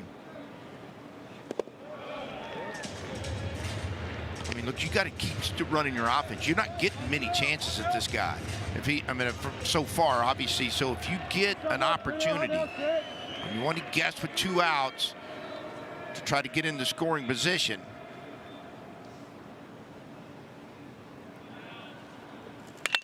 That ball hit well to left, and Chance will make a diving catch. Bryce Chance robbing Contradas of a base hit. And that'll end the top of the 6th for the Sun Devils. Great pitching, great defense. He's going to win a lot of ball games. We're seeing all of it right now, certainly from Mississippi State, the double play, and now a line drive to left field. As you see the left fielder Harrison come in, a sliding catch or diving catch. Premium defense being played in this tournament so far.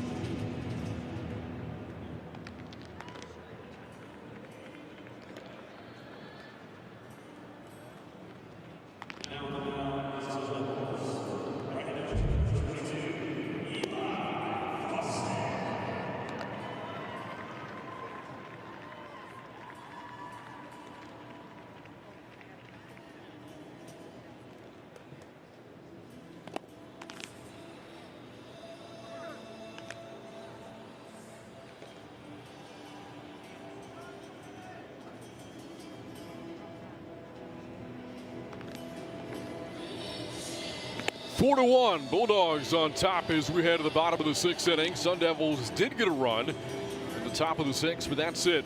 3-run lead for the Bulldogs. And coming back to the plate, and they'll face the 3rd different pitcher the Sun Devils have put on the mound today. And it is Eli Buxton now on the hill for the Sun Devils, the right-hander out of Sand Springs, Oklahoma. In his second year with the program. And Buxton so far, just 2 appearances this year, inning and 2/3, and has given up 3 earned runs. What's interesting, that's the second player on Arizona State's roster from the great state of Oklahoma. Briggs, the catcher. And now Buxton, and I've got to go back to that last inning. They'd made a position change and it moved, Mississippi State did, it moved Chance to left field. He was one that came up with what is a tremendous catch. Swing and a miss by Noah Sullivan starts the inning here. You see that impressive mustache of Sullivan's? Well, he's got some fans in the ballpark here. That or they really like Raleigh fingers. That, and they really like missing school today too on a Friday, getting to go watch college baseball. That is me without the mustache when I was their age. Take me to a ball game, or certainly take me to a college baseball game and look at the stash. You know, they have to wax those things up too. They got to put some kind of wax on them to make them, you know, sharpen up like that.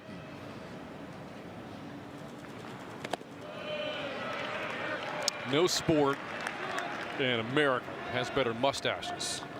Well, they're back. They came back like 2 years ago. You know, they disappeared for a long time in college baseball, and a lot of coaches, including myself. That ball shot to left and a base hit for Sullivan. He's on for the second time, and a leadoff single starts the Bulldogs' 6th. Back to the mustaches in a minute. This is more important. He missed with the breakers. And when you miss with the breakers and you get behind in the count, you got a hitter who's able to look in the middle part of the plate. You're going to have this result. Ball in the middle. He's not going to miss it. Nice short stroke. Line drive ground ball through the left side for a base hit.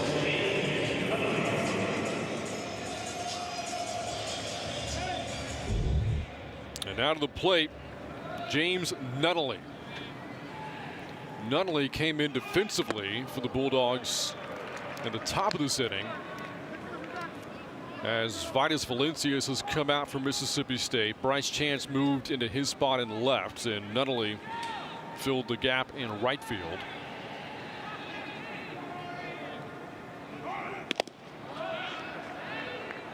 Now the count runs to 2-0 from Eli Buxton. Nunnally, another one of the Virginia transfers coming over from the Cavalier program to Mississippi State, along with Brian O'Connor, the head coach. See Mississippi State showing their versatility as an offense. What I mean by that, the first 2 pitches, they were willing to sacrifice bunt, move the runner over. And then when the count became 2-0, as a coach, you have an option then, Brant, to decide, okay, we're in a hitter's count. Let's let him go as a hitter. And now you have the option to let him swing away aggressively if that's what you want to do. Start the runner. There's a lot of different things. Play run and hit, and/or hit and run, which are 2 different offensive plays. Runner goes. It's a walk anyway. The throw down, but again, it was a walk to Nunnally. Wasted effort there from Brody Briggs, and now 2 on for the Bulldogs with nobody out. That was the other option, the run and hit, which we were just talking about, which allows the hitter to swing at a fastball if he thinks it's in the strike zone. A hit and run, you have to swing. There's no option at that point. That's part of the play, which is the differentiating between the two. I think Arizona State thought that pitch was a strike. I know they thought it was a strike from their perspective, because I could hear them, you know, chirping just a little bit towards the umpire about where they thought that pitch was. Now that'll warrant a mound visit. This could be twofold. One, just to help the pitcher get his concentration and focus back. But then the second piece of this conversation can be, hey, they were showing bunt with 1 runner on, even though it was a pinch hitter. Let's make sure that we're able to protect the sacrifice bunt now with runners on first and second. After the mound visit from Jeremy Accardo, Sean James up now for the Bulldogs. 2 on, nobody out.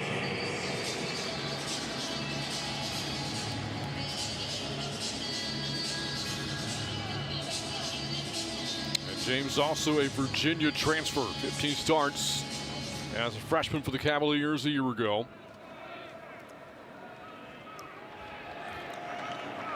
Dad played college baseball at Purdue and later in the Braves organization back in the early to mid 2000s. A toss over to second and Sullivan back in standing. That's an intel pick. They're trying to see if he's going to move his hands up on the barrel to show bunt, and he did. So now you alerted your defense with the idea that they may be and possibly and probably bunting in this situation.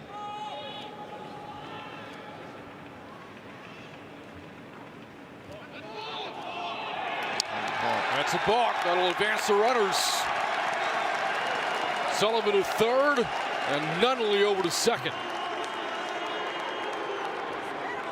Now you don't have to give up an out to try to move the runners 90 feet. We get another look. I mean,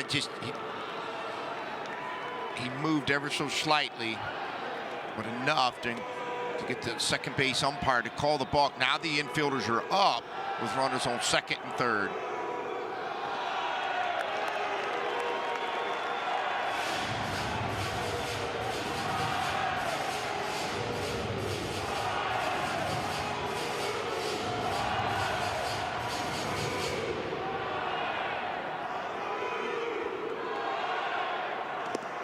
Two balls and no strikes. If you're Sean James right now, you're looking for anything elevated that you can for sure get to the outfield, but also get in a really aggressive attack swing to.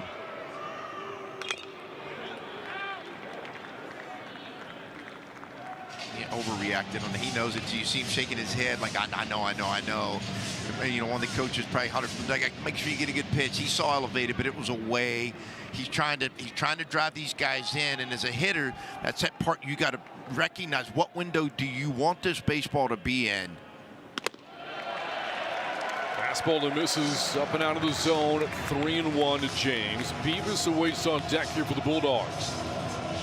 Would not be surprised if he goes to a slider here with a base open, and you think, why would you add another base runner? Well, then it creates forces. That ball hit into left and another base hit for the Bulldogs. And that's going to bring in two as Nunnally scores. 6-1 Mississippi State.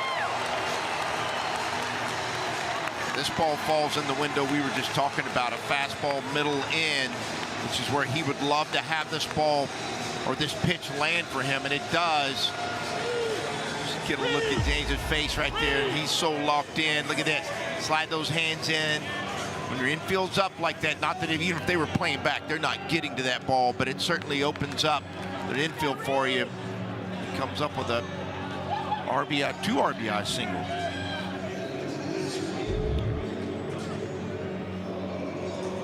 Five-run lead now for the Bulldogs. Another pinch hitter coming up from Mississippi State, Reed Stallman. Up in place of Blake Beavis. Well, to me now, it's going to be interesting to see. They were trying to bunt earlier with a leadoff guy. Now they're going to let him swing. Stallman goes around for strike one. Leadoff base hit, no. Sullivan, a walk to Nunnally. After a balk against Buxton, a 2-run single, and still nobody out. And the Dogs on top by 5 as the Caddyman's here at 1-1. Attention turns a little bit. If you're the pitching coach from Mississippi State, McPherson's sitting over there for a long time now in this extended inning. He's had back-to-back extended innings. And his pitch count isn't high. He's been so efficient all day long. But the longer he sits, which I'm sure he's in the dugout playing catch with a weighted ball or doing something to stay loose. But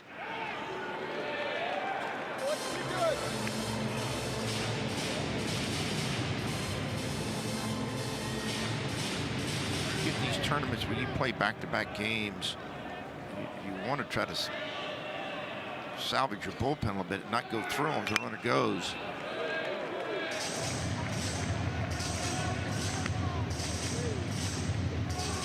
In terms of Mississippi State, they've already gone to the bench a few times here.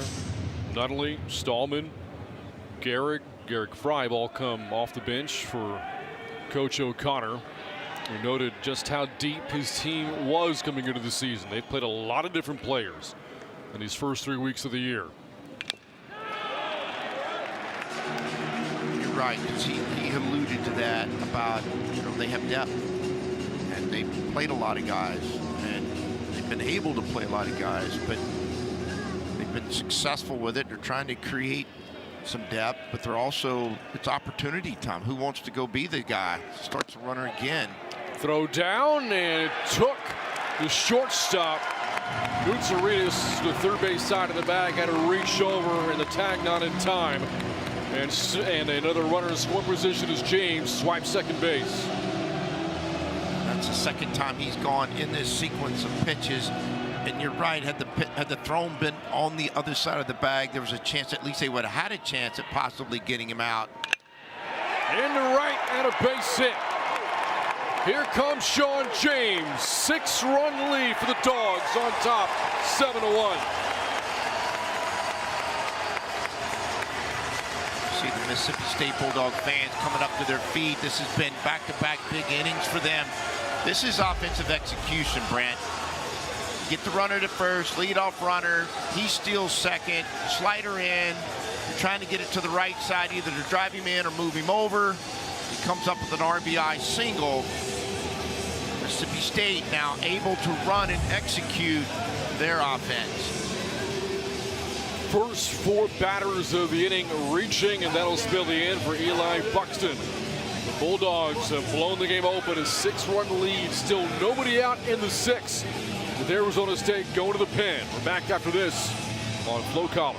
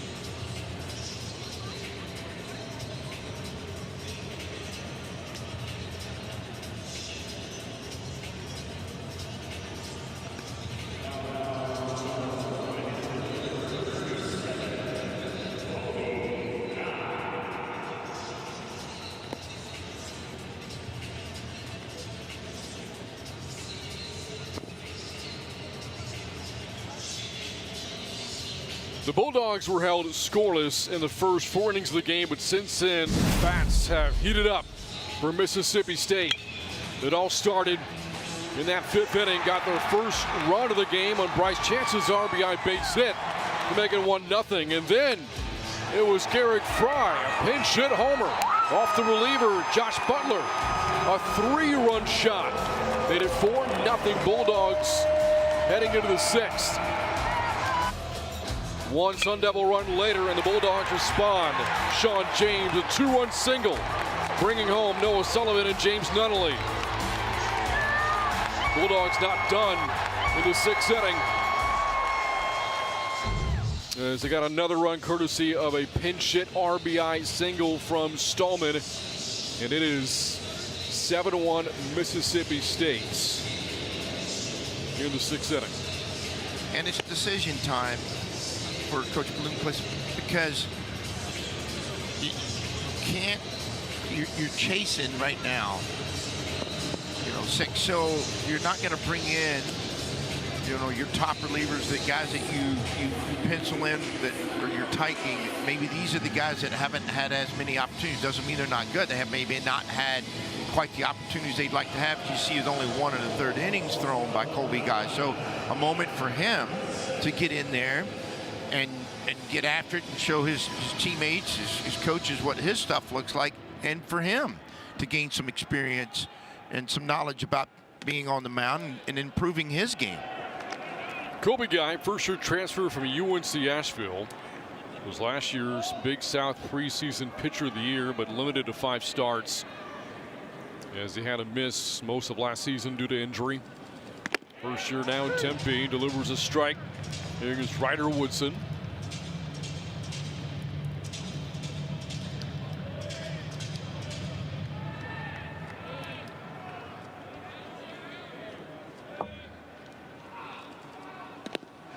2 balls and a strike.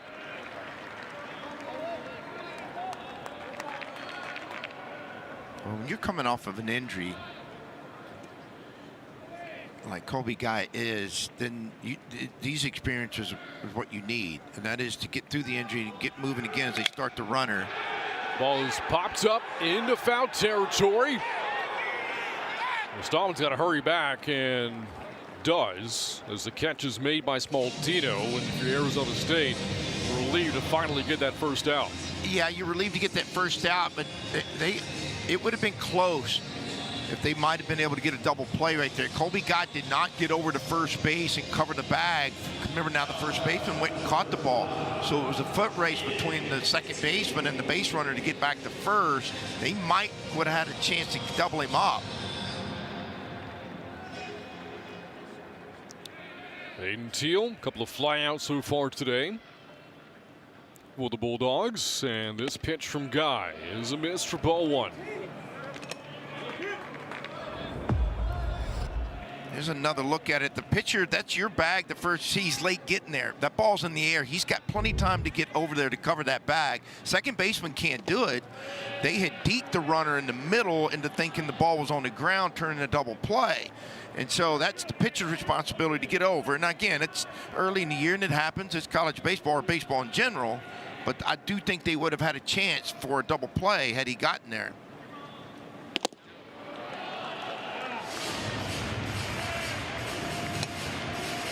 Now, in that same but in the same process of Colby Gott, you see why he was thought about being the pitcher of the year before he got injured. I mean, it's 3/4, 92, 93 mile-an-hour stuff with good action, good late action to it. Walks stealing 4 pitches here. And that'll send the 7th batter of the inning up to the plate, Bryce Chance. Hitting at the bottom of the order, but one of the standout leaders for this Bulldogs team. Broke the seal for the Bulldogs in terms of scoring. She had that single to center back in the 5th inning.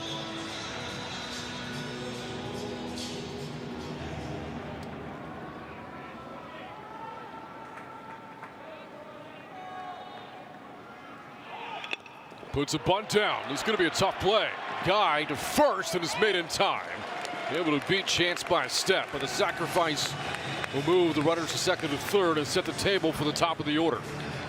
Mississippi State showing you a lot of different looks of offense today with sacrifice bunts, now a push bunt.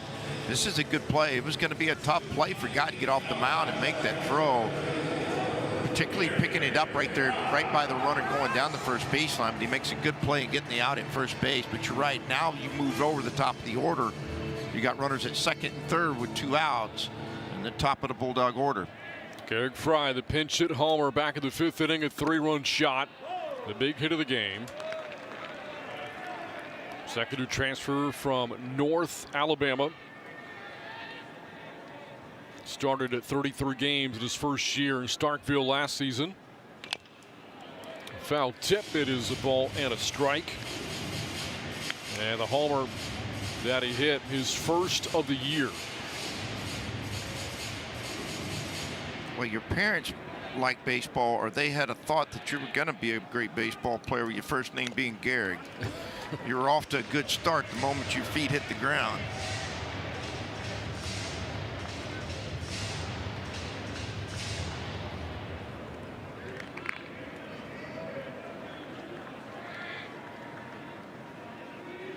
Base hit here could drive in 2 more, and Fry on a 2-strike take units a count, 2 balls and 2 strikes. He wasted no time in that first at bat. Did a good job, obviously, on deck getting ready for him, timing wise, when he hit the homer. And able to check his swing. Goes the count of 3-2.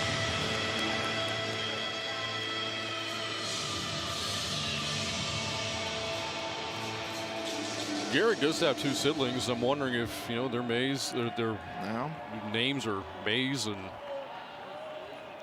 Ruth. There's a walk. That'll load the bases as Fry's on for the 2nd time, and now the 9th batter of the inning coming up for the Bulldogs, and the bases are loaded for Ace Reese. Now you got to face, after a walk, now you got to face arguably one of the better hitters, or certainly reputation-wise so far, one of the best hitters in the country, not just in this lineup, but thought of as one of the best in the country. And as a pitcher, you're hemmed in that you've got to stay aggressive towards the white part of the plate. First pitch goes opposite way and sends that foul into the camera well.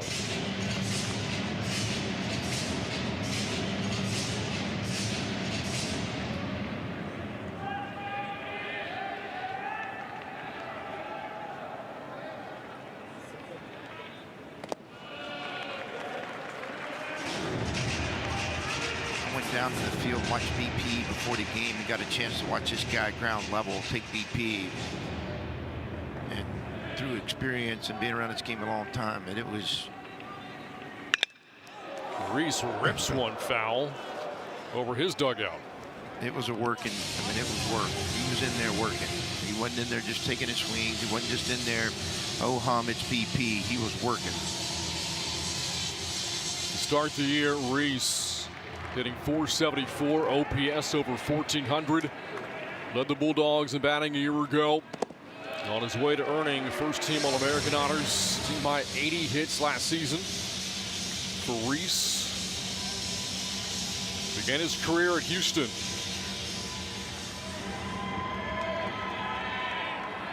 Hails from Canton, Texas. 2-2, and Reese takes ball 3.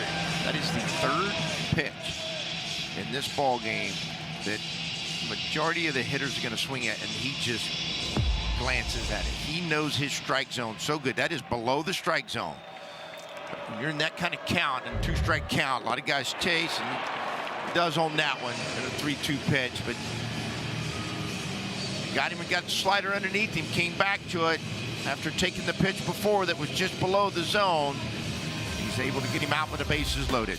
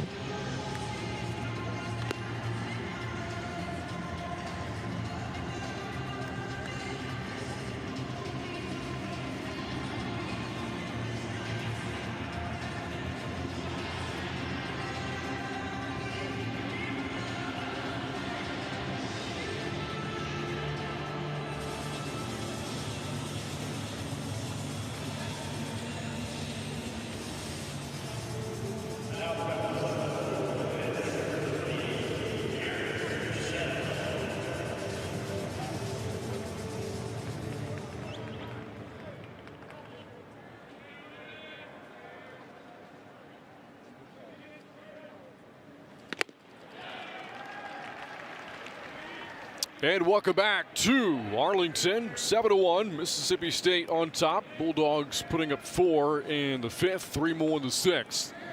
Arizona State a single run in the 6th inning. It's been all the offense so far as this inning starts with a base hit up the middle from Garrett Michelle.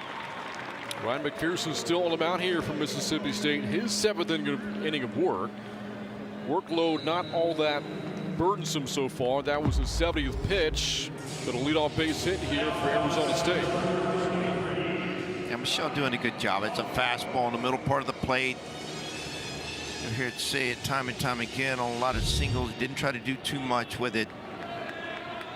A single back up the middle. The conversation now is, you know, McPherson had back-to-back long sets. They had 2 good offensive innings, and as a pitcher, you're over there out of rhythm a little bit and having to create something to do to keep your body loose. Your pitch count starts to climb. And now, if he gets through this inning, I would be shocked if he came back for, I'm not shocked, I'd be surprised if he came back in an 8th. But his stuff was so good, so electric. This ball is hit in the air to right by Dominic Longo. And Nunnally has got it for the first out here in the 7th inning. Yeah, his stuff was so electric early in the game. Now he's pitching. And he was just power the first 6-9 outs of this game. Just, I mean, rearing back and letting that fastball eat. And now it's a little bit more, you don't use the word finesse at 95 miles an hour, but it's exactly what he's doing. He's gone to the corners and brought the slider into play since the 4th inning, particularly to the right-handed hitters. Man on, 1 down for Dean Toigo, 1 for 2 with a single and a strikeout today against McPherson. This is his 3rd time getting through the Sun Devils lineup. Pitch inside for ball 1.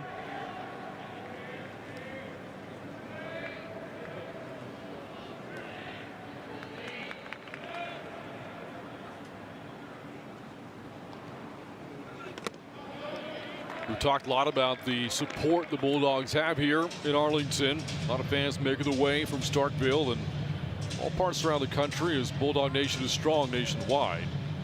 And you think about back home from Mississippi State in Starkville at Dudy Noble Field. It's one of the great environments in college baseball. In fact, the top 8 on-campus crowds in NCAA history have all been at Dudy Noble Field. I believe it. I've seen it. It is an experience.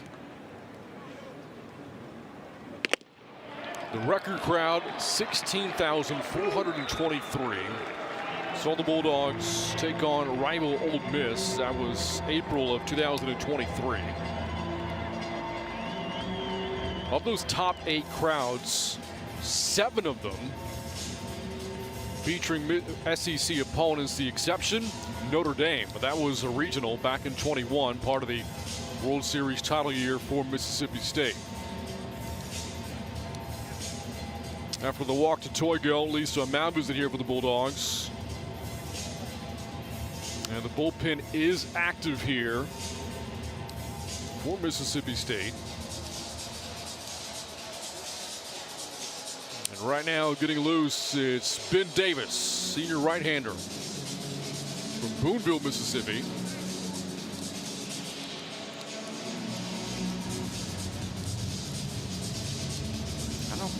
I didn't think he'd made his mind up yet that he was going to pull him.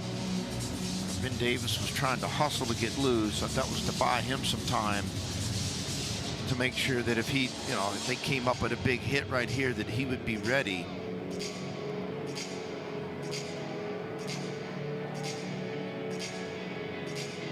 Dominic Smaldino up the plate here with the Sun Devils. 2 on and 1 out. Need of production down by 6 with the game getting late.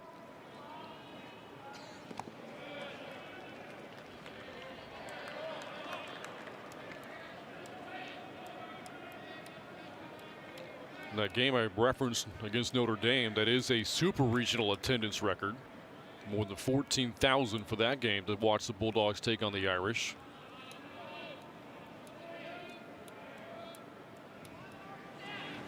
Swing and a miss. 1 ball, 1 strike. First time we've seen him go to a cutter. It was an 87-mile-an-hour cutter that time. We haven't seen that as part of his efforts.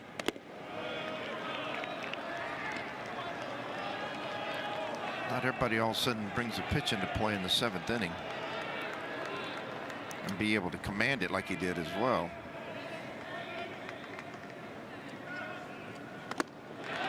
Fastball, climbed the ladder. It is 2-2. Sun Devils yet to get a hit in this game with a runner on base. They're 0 for 5.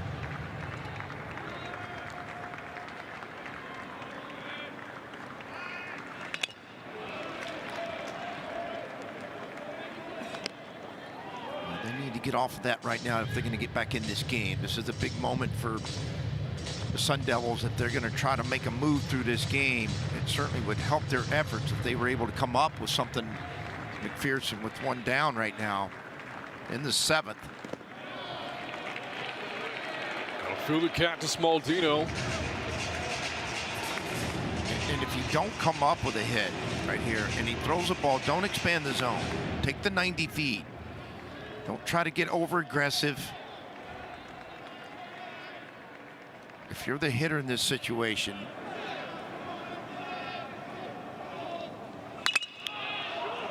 popped up, and that's going to get out of play. Into the seats where the Sun Devil fans are. I say the Sun Devil fans, Mississippi State fans have bled their way right behind that Arizona State dugout as well.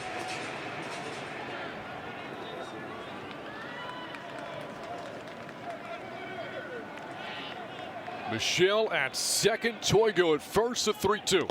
Swing and a miss. Strikeout number 5. Got him on the changeup, and there's 2 down. Often enough, this game so far, beginning and back in the 1st inning, when he had to get in there and get after a strikeout, it's been this pitch right here. I mean, it's a whole hand changeup. And you see when that ball gets near the plate area, it just disappears from the hitters. And you think, well, why would you swing it that? Well, because he's got 94 sitting on top of it and gets you sped up. Austin Rolig. To the fastball in the other half. The velo still there. Came back with 96. Nothing in 1 to Rolig, who has scored the only run of the day for Arizona State.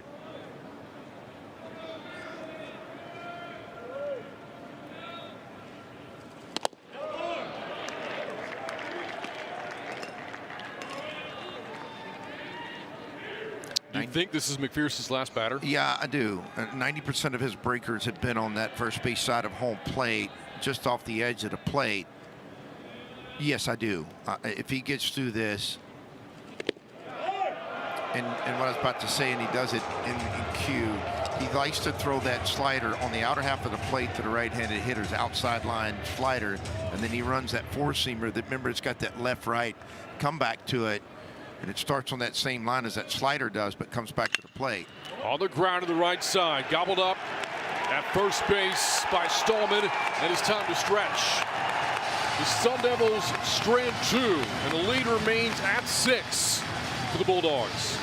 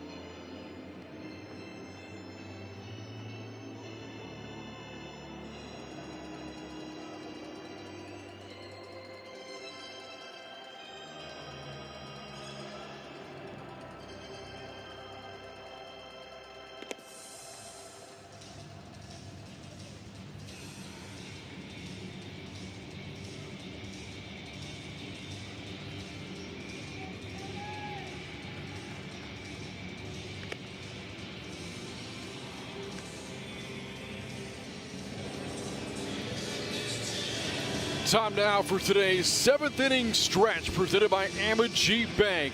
7-1, Dogs on top of the Sun Devils as they head to the bottom of the 7th inning. Game 1 of our triple header. Coming up at 3 o'clock Central, UCLA, top-ranked team of the country, taking on number 20 Tennessee. In the nightcap tonight, Virginia Tech facing off against number 23 Texas A&M.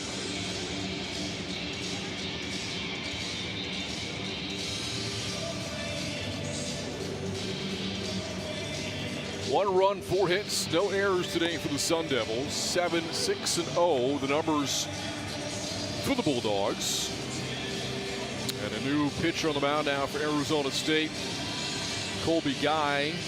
A short outing in relief, only pitched the 6th for the Sun Devils. And now into the game, it is Austin Musso. Musso, freshman, with the Sun Devils program. And the 5th pitcher today that Willie Bloomquist has used on the hill for Arizona State.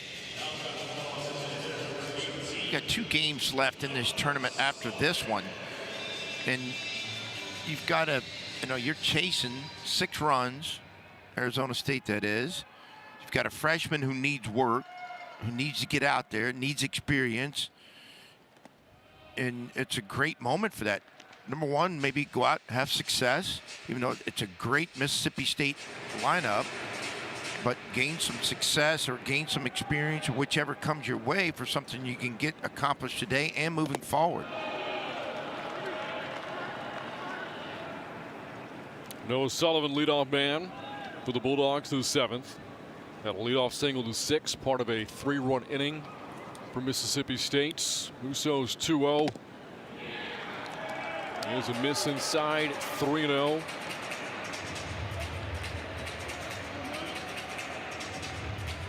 Just 2 innings of work so far in the year for Musso. 2 earned runs surrendered.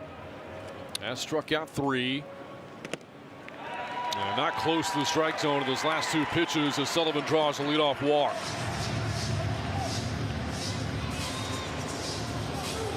Yeah, those last 2 got away from him. Mississippi State, like all baseball teams, love to get that leadoff guy on. It allows them to run their multiple or flexible offense, which we've seen them now run and hit. We've seen them bunt. We've seen them push. We've seen them steal.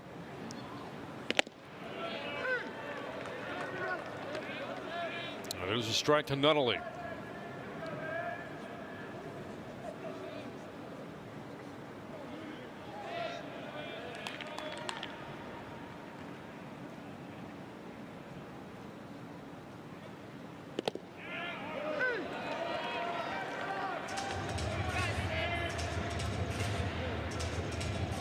Again, this is the 3rd weekend of college baseball in Arlington. First 2 won by SEC teams, Oklahoma and Auburn. Sooners, Tigers, respectively, going 3-0. It's a ball and 2 strikes now. 3 SEC teams here this weekend. And we'll talk to Coach O'Connor about the conference. Of course, this is his first year in the SEC after more than 2 decades in the ACC with Virginia. We asked about his thoughts on his new home, and he said there are no homecoming weekends in the SEC. Meaning there isn't that one opponent you schedule to say, oh yeah, we got this one. It is a gauntlet. Swing and a miss, struck him out. Nunnally down on strikes for the first out here in the 7th. And that's the real of the SEC as we get another look at the strikeout. Fastball up and away. Unable to hold that back. I saw it elevated. Couldn't keep himself from chasing the ball out of the zone. But the SEC, obviously, it is a gauntlet. I mean, and there's no one you write down, a couple on your schedule that you circle and you go, well, we may not have to play our ultimate best to win that series. Well, in the SEC, you let up for a moment and somebody will grab you pretty quick and you find yourself down 2 games in a series in a hurry.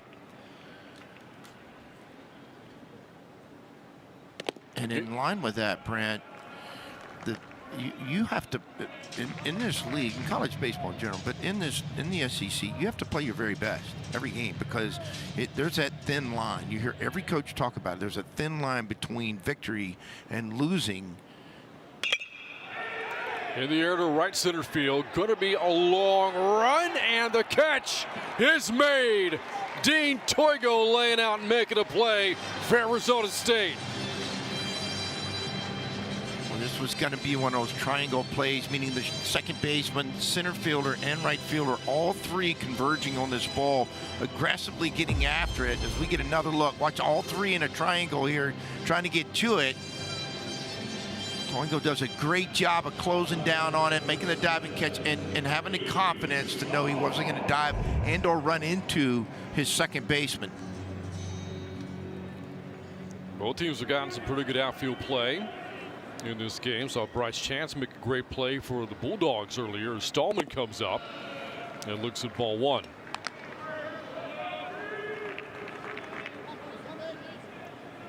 Well, again, this is a storied college baseball program. Mississippi State, they've been to a regional 41 times. That ball is ripped foul. They've gone each of the past 2 years. 36 wins a year ago, on the way to earning an at-large bid of the tournament.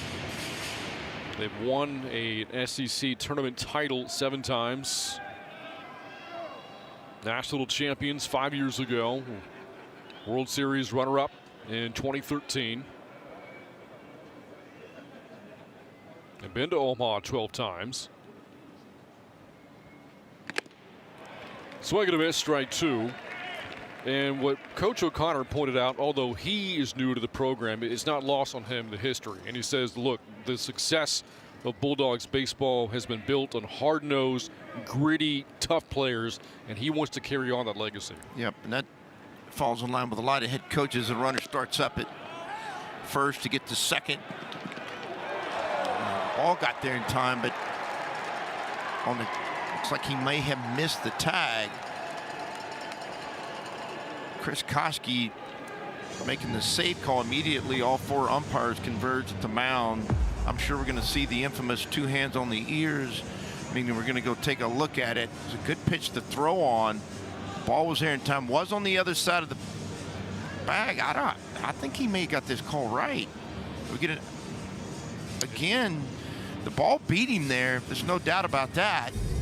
But he tagged him up the arm, and it might have allowed the hand to slide in there and touch second base. Again, the second throw today on the shortstop side of the bag is we're getting. I mean, it's going to be bang bang. I don't know if there's enough in it to overturn the call. Let me go back to what you just were talking about. This started 40-something years ago, and for me this morning, it was fortunate I had an opportunity to have breakfast with Coach Ron Polk. I've known him for a long time, and he was the guy that got this really started at Mississippi State. I mean, look, he got it going, got him going to Omaha. You know, has all those big name players that have played there. Got the fans involved. Was a great community guy. Was that guy that went out and ate breakfast every morning at the same place, met different people, whether it was there, the church, the school, wherever it was, to get people to come to the games. And that was the beginning of the community and the fan base that got involved with Mississippi State that you see today. When you start talking about 16,000 people being at a game, and that guy was the beginning of it. And one of these days, maybe this weekend, I've got an unreal story about Coach Polk in my career. Long time ago when I was a young snotty-nosed assistant coach, and just kind of getting my career started. But one of the greatest speakers you will ever go hear, and now we're going to finally find out whether he was right or wrong. Call stands, he's safe. And you called a tie. Well, the throw was in time. The tag went up the arm, and as a result, Sullivan was able to get around it. There has to be evidence that were conclusive evidence.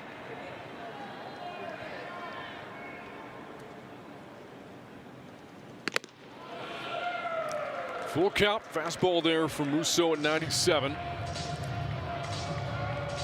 If Stallman reaches, the inning would extend. Ryder Woodson awaits on deck here for the Bulldogs.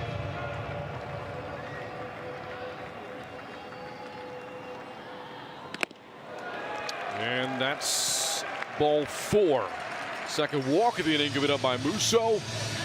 2 on, 2 down. Here comes Woodson now from Mississippi State. Ron Polk was the National Coach of the Year in 1985, a year that we brought up quite a bit on this broadcast. And of course, the Ring of Honor for the program is in his namesake back in Starkville.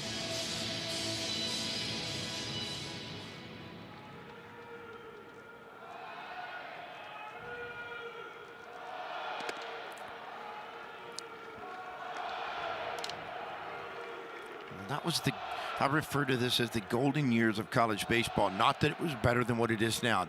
College baseball has never been better than what it is today. But there was a time when, ESPN for the very first time was covering college baseball, and you would hear this metal bat, and it was in Rosenblatt Stadium. And these two teams you're seeing in your screen right now were very much a part of those golden years of college baseball and the history of it. And Coach Polk and Coach Brock, who was at Arizona State at the time, but they were the pioneers. Cliff Gustafson, the coach that I played for, and Coach Witt, all those guys, they were, for 10 days in America, you saw the College World Series, and that was about the extent of it, as far as the coverage. And then later on, HSC came in, some other network would carry an occasional game. But it was the golden years of college baseball. Well, Mississippi State, University of Texas, they were all ahead of some other programs with crowds and fans and involvement. And now that was the golden years of just getting college baseball moving in the right direction. Now we're in the celebrated piece of it now. I mean, it is so unreal. The facilities, the resources, the fans. I mean, it's social media. You can't pick up a social media piece without there being a college baseball mention every day now. Full count to Woodson. Runners will go. And Musso's pitch is in there for a strike on the inner half. And the Bulldogs strand 2. This remains a 6-run game heading into the 8th. You're watching the Amegy Bank College Baseball Series on Flow College.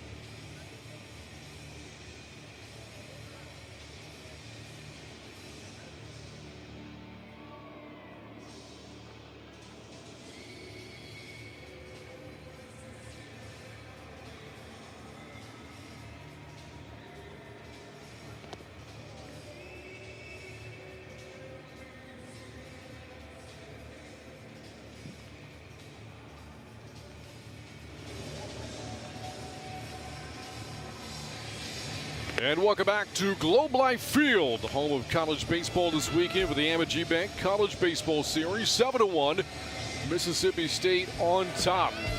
Cole Carlone for the Sun Devils looked great through 4+ innings, but then left the 5th with an injury. Struck out 7, gave up 3 earned runs, and Ryan McPherson, his counterpart on the mound for the Bulldogs, 7 strong innings, only giving up a single run, strikes out 5. The offense coming to life in the middle innings for the Bulldogs. 7 runs scored today, 4 in the 5th, 3 in the 6th. Garrett Fry, a pinch hit, 3-run homer, the big hit of the day for the Bulldogs, and the Sun Devils unable to cash in on the few opportunities that they have had. Ryan McPherson done for the day. after his 7 innings, and now the Bulldogs will turn to Maddox Miller, a left-hander who comes in with a 6-run lead. A freshman from Hattiesburg, Mississippi. He comes in, Ty, after Ryan McPherson punched in 7 very strong innings for the Bulldogs. Efficient, power, secondary, changeup. I'm not just, again, his command. When you use the word power pitcher, most people think physical control of his outing today. Bobby Briggs leads off the Sun Devils' 8th. First pitch, jumps on it and pops it up to the left side. Here's Woodson. 1 pitch, 1 out for the freshman Maddox Miller. As coaches, you never know for sure what you're getting from young pitchers because they've not been in this setting before. He's not pitched in this kind of, environment where you got, Arizona State across the dugout from you. You're pitching in the big league park, and one of the things that you want to stay involved with and pay attention to is what does his command look like? What does his attitude or his emotions look like? And it makes you feel better as a coach with every first pitch you throw is a strike. That makes you feel even better if the first one he throws is a strike and you get an out with a 6-run lead. And their first strike. As we go back to the top of the order, Landon Hairston hitting here for the Sun Devils. 0 for 3 this afternoon with a strikeout. Slicing for a base hit just down the line and left, and Hairston on his way to second with a 1-out double. Hairston showing you why his average and his RBI count has been so good at this point. That's a slider on the left matchup. He stays with it, sees it long enough, lets it get as deep as it possibly can to be able to put a good swing on it and keep it fair. And drives it out to left field for a double. PJ Moutsouridis has been on twice, been on twice today for the Sun Devils. Up now with a runner at second base and takes a strike here. The only run of the game for the Sun Devils scored on a double play ball back in the 6th.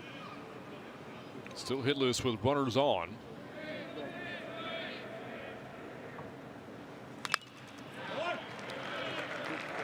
Maddox Miller, the pitcher, here for the Bulldogs.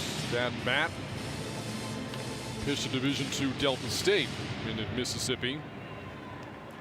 And then later, some time in the big leagues for the Rockies and the Guardians organizations in the mid-2000s. Well, I was curious of what Miller's breaker was, or what his attack mode secondary wise or off speed might be against right-handed hitters, assuming it was going to be a breaking ball. But a lot of guys, left-handers with right-handed hitters, they'll go to a third pitch, a changeup. He went to his breaker trying to get the strikeout. And that gets away from James, and not any more feet here for Hairston. Over to third now for the Sun Devils. Yeah, James just didn't get to his knees and turned his glove down. He kept his glove up. And I'm not going to state the obvious of something he knows and something he works on all the time.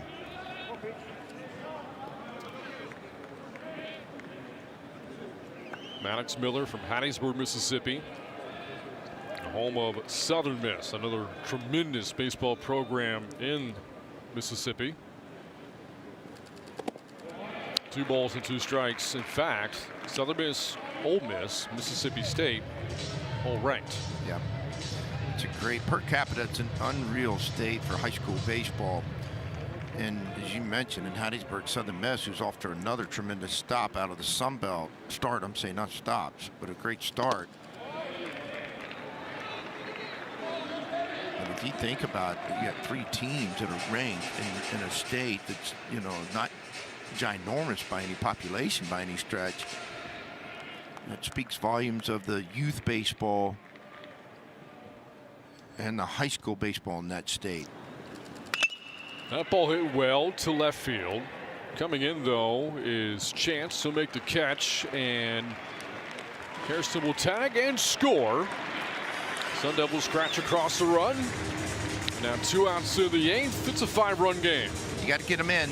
Either way, even though you're chasing 6 at that moment, guy gets 90 feet away with less than 2 outs. You have got to get him in. You would love to have had a hit there, but in the same breath, you can't leave him stranded.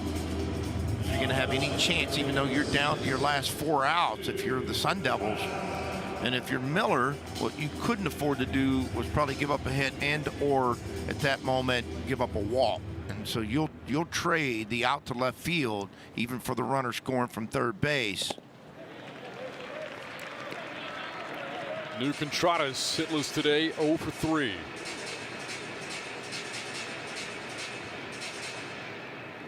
Has had a big start to his season, 4 homers already in only 36 at-bats.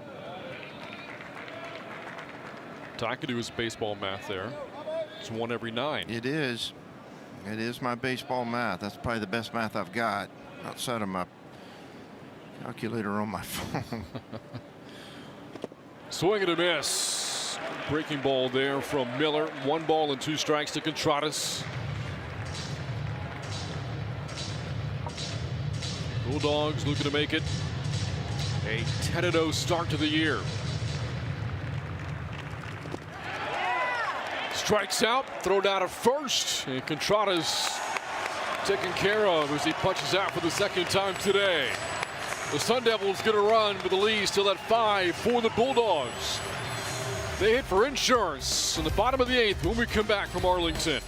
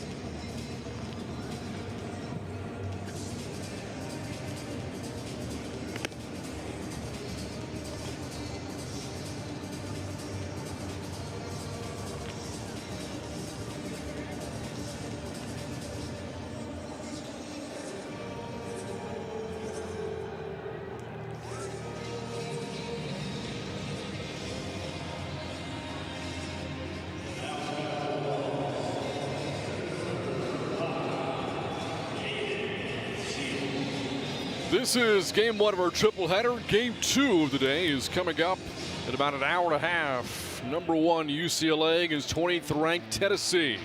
3 o'clock first pitch here from Globe Life Field as this inning starts with a drive to right, and that is gone.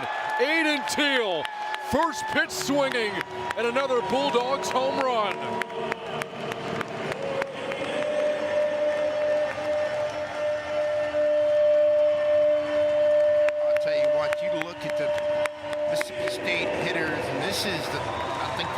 If not 3rd time this game they've been able to ambush a first pitch.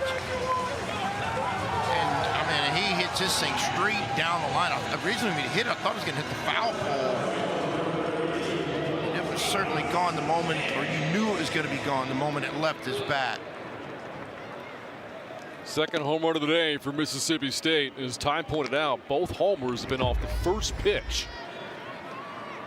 You talk about getting him behind the pitch, being able to leverage that barrel out in front of you and get it flush to the baseball. And when I mean leverage it out, maximize your bat speed. He certainly was able to do that. Bryce Chance over the plate here for the Bulldogs. RBI base hit of the 5th, opened the scoring today for Mississippi State. It was the last batter that Cole Carlone faced as that pitch misses out of the zone. 2-2 from Austin Musso. Bulldog fans did not like that check swing call. Shows you they're never satisfied. They're not letting up.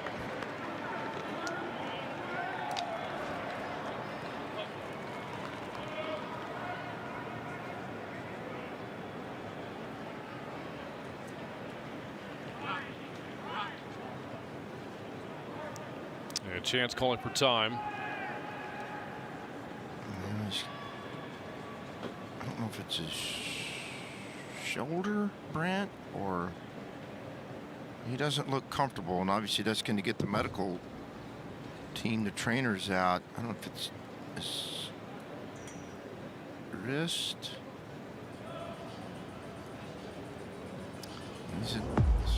I'll get another look at this and they'll see what happens.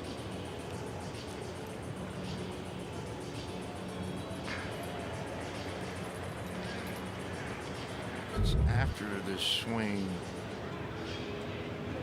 You know, for hitters, when they start, if it is a hand area, you always start, as a coach, you start thinking, oh, is it a hamate bone, or you know, what is it? Or if it's your elbow, it's extension.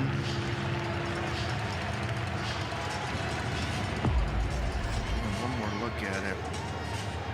And nothing abnormal shows up in that swing.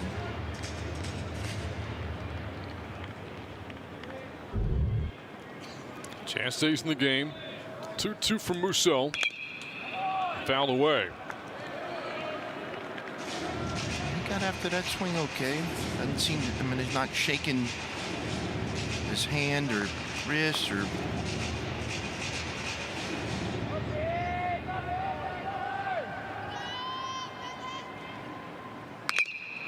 In the air, right field. And Toigo has it for the first out of the 8th inning. Ty was talking up the rich high school baseball talent in the state of Mississippi. For the Bulldogs, of their roster, 10 players from their home state. And by far the largest representation from any state on the team. And for Musso, this might be it. And here comes Coach Bloomquist, and he's going to ask for the ball. That'll lead to a change for the Sun Devils. New reliever coming in for Arizona State. And we'll be back after this from Arlington with the Bulldogs on top by 6.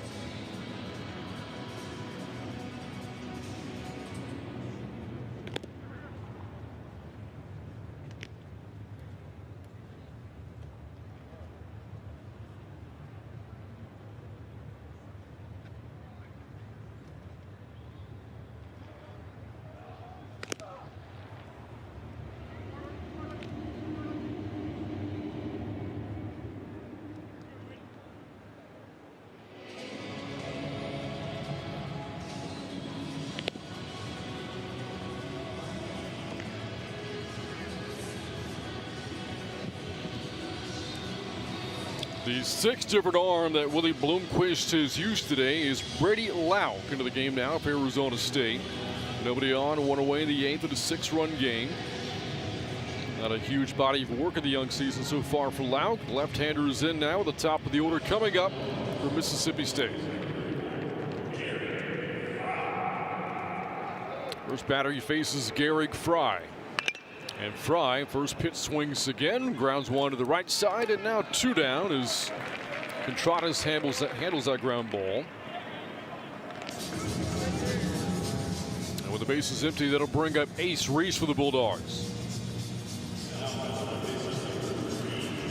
This is a good moment, too, for Lauk to get in there and get his experience, to get some work in, something maybe that can carry forward not only from this game, but moving forward into this weekend and then certainly into the next week on their schedule. Pretty impressive for the Bulldogs to have put up 8 runs today without Ace Reese factoring into the scoring. He's hitless with a couple of strikeouts. Hasn't even advanced a runner. There'll be days like that for sure, and again, the depth of this Bulldogs team, they can play well and put up runs without needing his production all the time. Yeah, but I mean, what you're trying to say is, and what you are saying is that they have enough lineup that it doesn't just land on him. If he doesn't have a good day, they still can score. Obviously, I mean, he talked about, Coach O'Connor did, about the depth of this Bulldog lineup and the reel of it. And I mean, look, it's got power. It's already shown you that. It's got enough speed. They've been able to run today. They've been able to execute when it came down to bunting. And so far today, and to me, it's been impressive to watch them offensively. Now, the pitching and the defense has been pretty remarkable, is the right word, probably, too. The full count pitch in the air to left field. Hairston has got on a back pedal for the 3rd and final out. Aiden Teal, a first pitch homer in the 8th inning. After that, nothing else for the Bulldogs. 3 outs away from a 10-0 start in Arlington.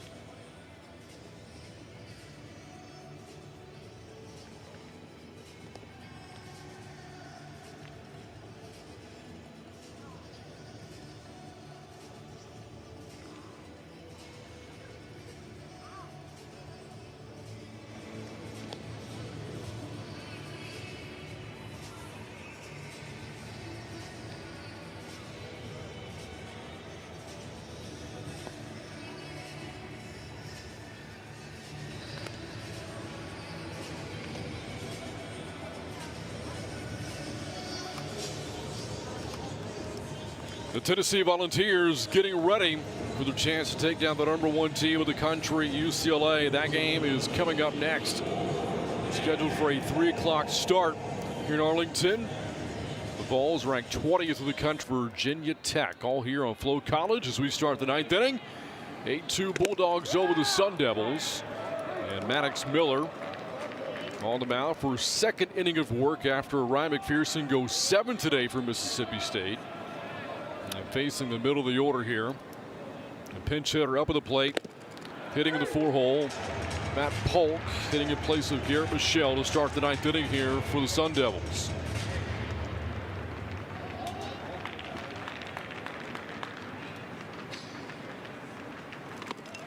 Swing and a miss, 1 ball and 2 strikes. For Mississippi State and Maddox Miller, he needs innings, he needs experience, he needs moments,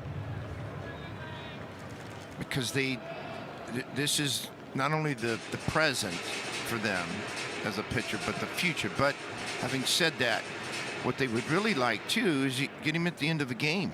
Also, can he go capture the last 3 outs?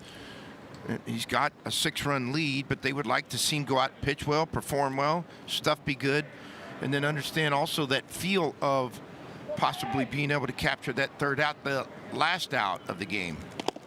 Swing and a miss.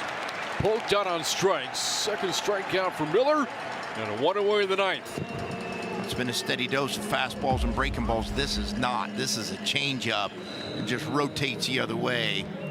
Man, it's got tremendous depth, spin. That thing just dies halfway to the plate and disappears from the hitter. Nobody on. 1 away for Dominic Longo, who's hitless with a strikeout this afternoon. Fastball that misses in for ball 1.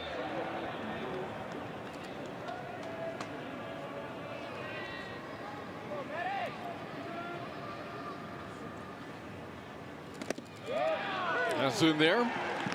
1 ball and 1 strike.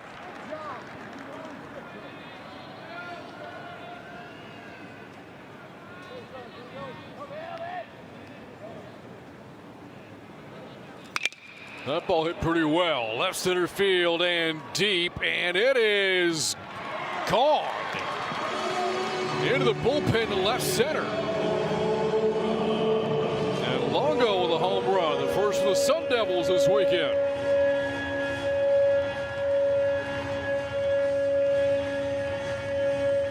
You get a chance to look at it. It's almost 396 feet. I mean, almost 110 off the bat with the velo exit. But the most important piece of that, outside that tremendous strength and swing, all landed in the middle part of the plate. And as a hitter, when you get those moments off a 93, 94 mile-an-hour fastball, you can't miss it, and he didn't. He wasn't quite sure at first that it was gone or not. Looking back at the umpire.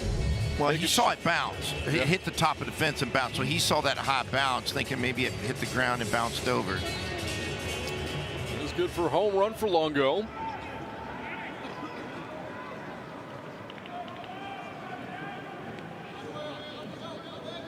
Now Toigo with the bases empty and 1 out in a 5-run game.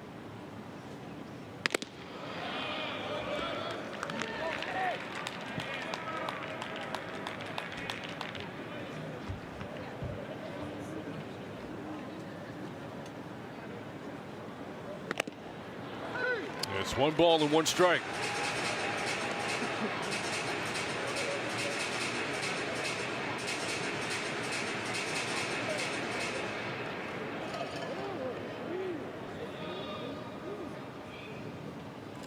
That pitch from Miller.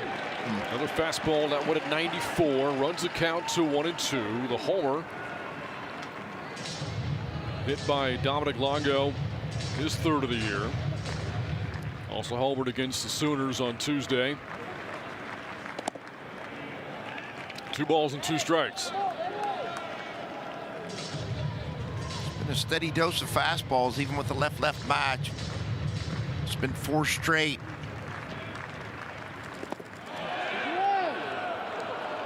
Toigo checks a swing. Fills the count 3-2. Toigo doing a good job of laying off of that. Didn't move the barrel out in front of the plate. And he kept it back more times than not. On the ground and handled by the second baseman, Garrick Fry, on to first. And the Sun Devils are down to their final out. Miller doing a good job. He didn't chase the breaker before. He goes back to the strike zone. The young man's not only going to be good in what is present, but the future for this guy is really impressive. And this is a 92, 95-mile-an-hour fastball with a breaker, and then he brought that changeup in 2 hitters ago. It's a good-looking young arm. Dominic Smaldino batting now for Arizona State.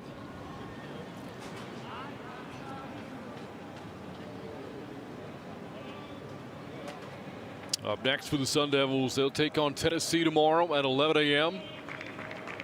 in the first game of the day, and then the final game of the weekend against Texas A&M Sunday at 6:30.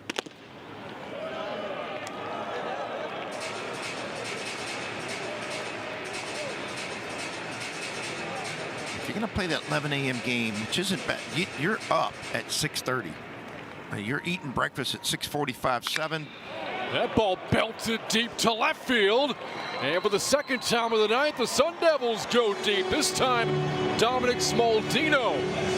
It's a 4-run game. Well, this is a second Decker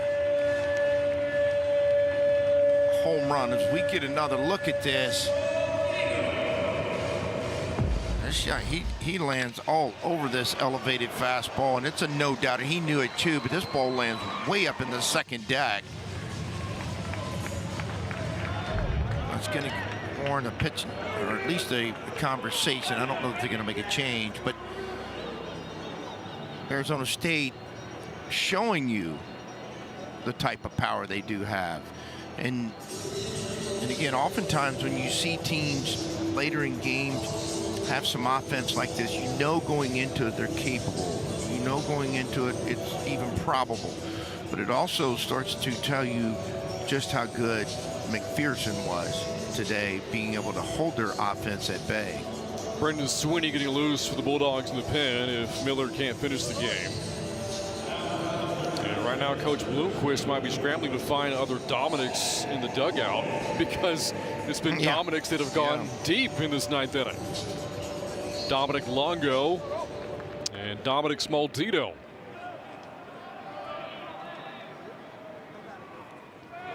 Austin Rolig swinging a miss, strike one.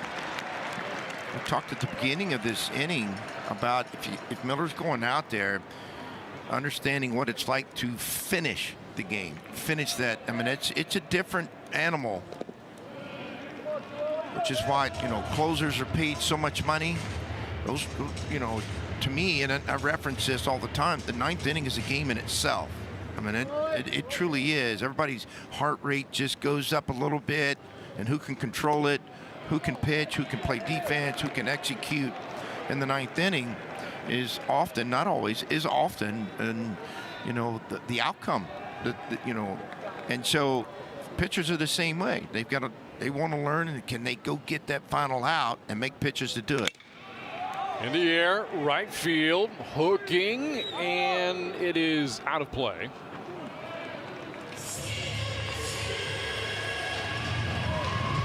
Now the Sun Devils down to their final strike.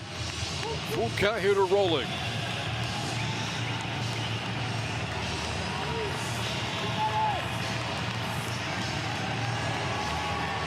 I'm anxious to see what he does choose to go to in his 2-2 count.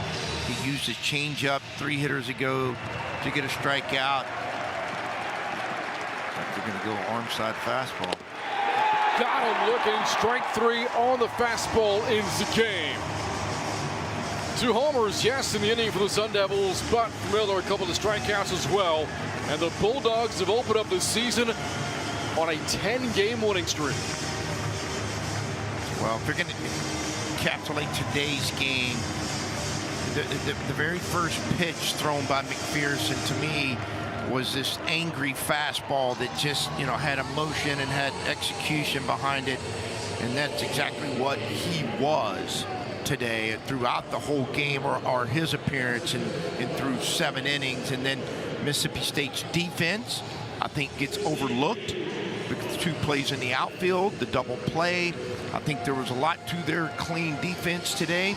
And then obviously the thing people are going to most remember, the homers and their offensive execution, being able to run and also bunt and show their flexibility with power and execution today, which is why they're now 9-0. So again, the Bulldogs with the win. Up next from Mississippi State, it'll be Virginia Tech tomorrow at 3 o'clock. The finale moving Sunday against UCLA. And the winning pitcher, Ryan McPherson, for the Bulldogs. And the loser is Cole Carlone for Arizona State. Don't forget, coming up next, we have Tennessee against UCLA. Coming up here shortly, we'll visit with today's player of the game, Garrick Fry for Mississippi State.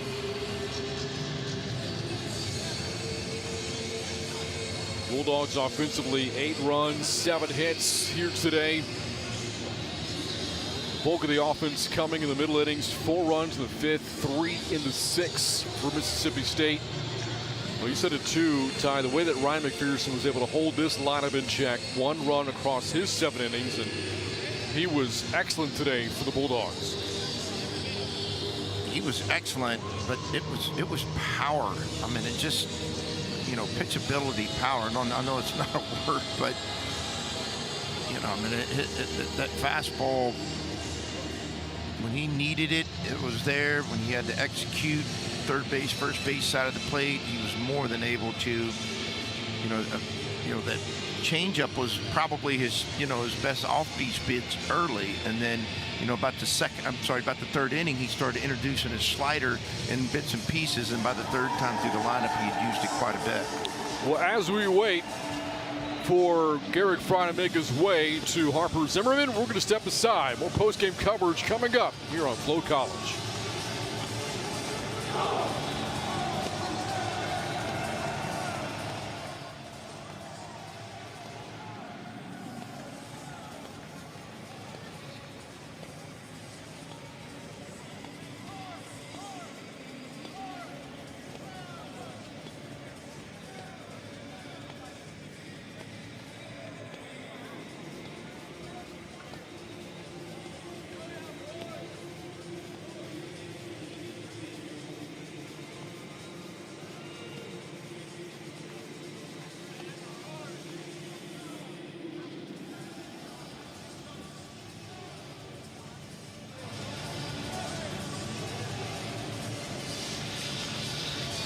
And welcome back to Globe Life Field. Mississippi State 8-4 winners over Arizona State as the Bulldogs remain unbeaten, a perfect 10-0 on the year. Now joined by today's player of the game, Garrick Fry. Here's Harper Zimmerman. Congratulations on such a great game, Garrick. We have to talk about that 3-run home run that happened at the bottom of the 5th. What was that moment for you? How important was that hit for the team? I mean, I feel like just from a momentum standpoint, it gave us a lot of momentum, but I mean, it felt great. Yeah, we're going to talk about those couple early quiet innings. How did you keep the confidence steady in the dugout?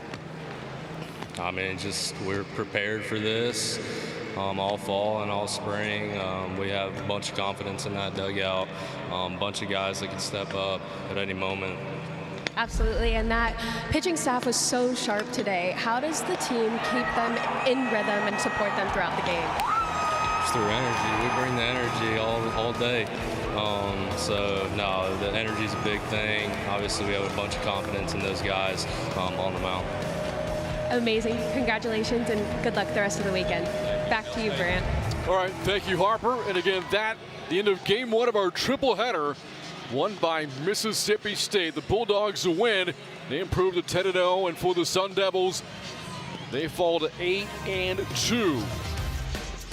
Winning pitcher today for the Bulldogs is Ryan McPherson. He's 2-0, and Cole Carlone, the loser, falls to 2-1. Coming up next, top-ranked UCLA taking on number 20 Tennessee. And again, we'll have it right here for you on Flow College as a part of the Amegy Bank College Baseball Series. For Ty Harrington and our producer, Philip Hopwood, I'm Brain Freeman saying so long for now from Globe Life. The Bulldogs 8-4 winners over the Sun Devils here in Arlington.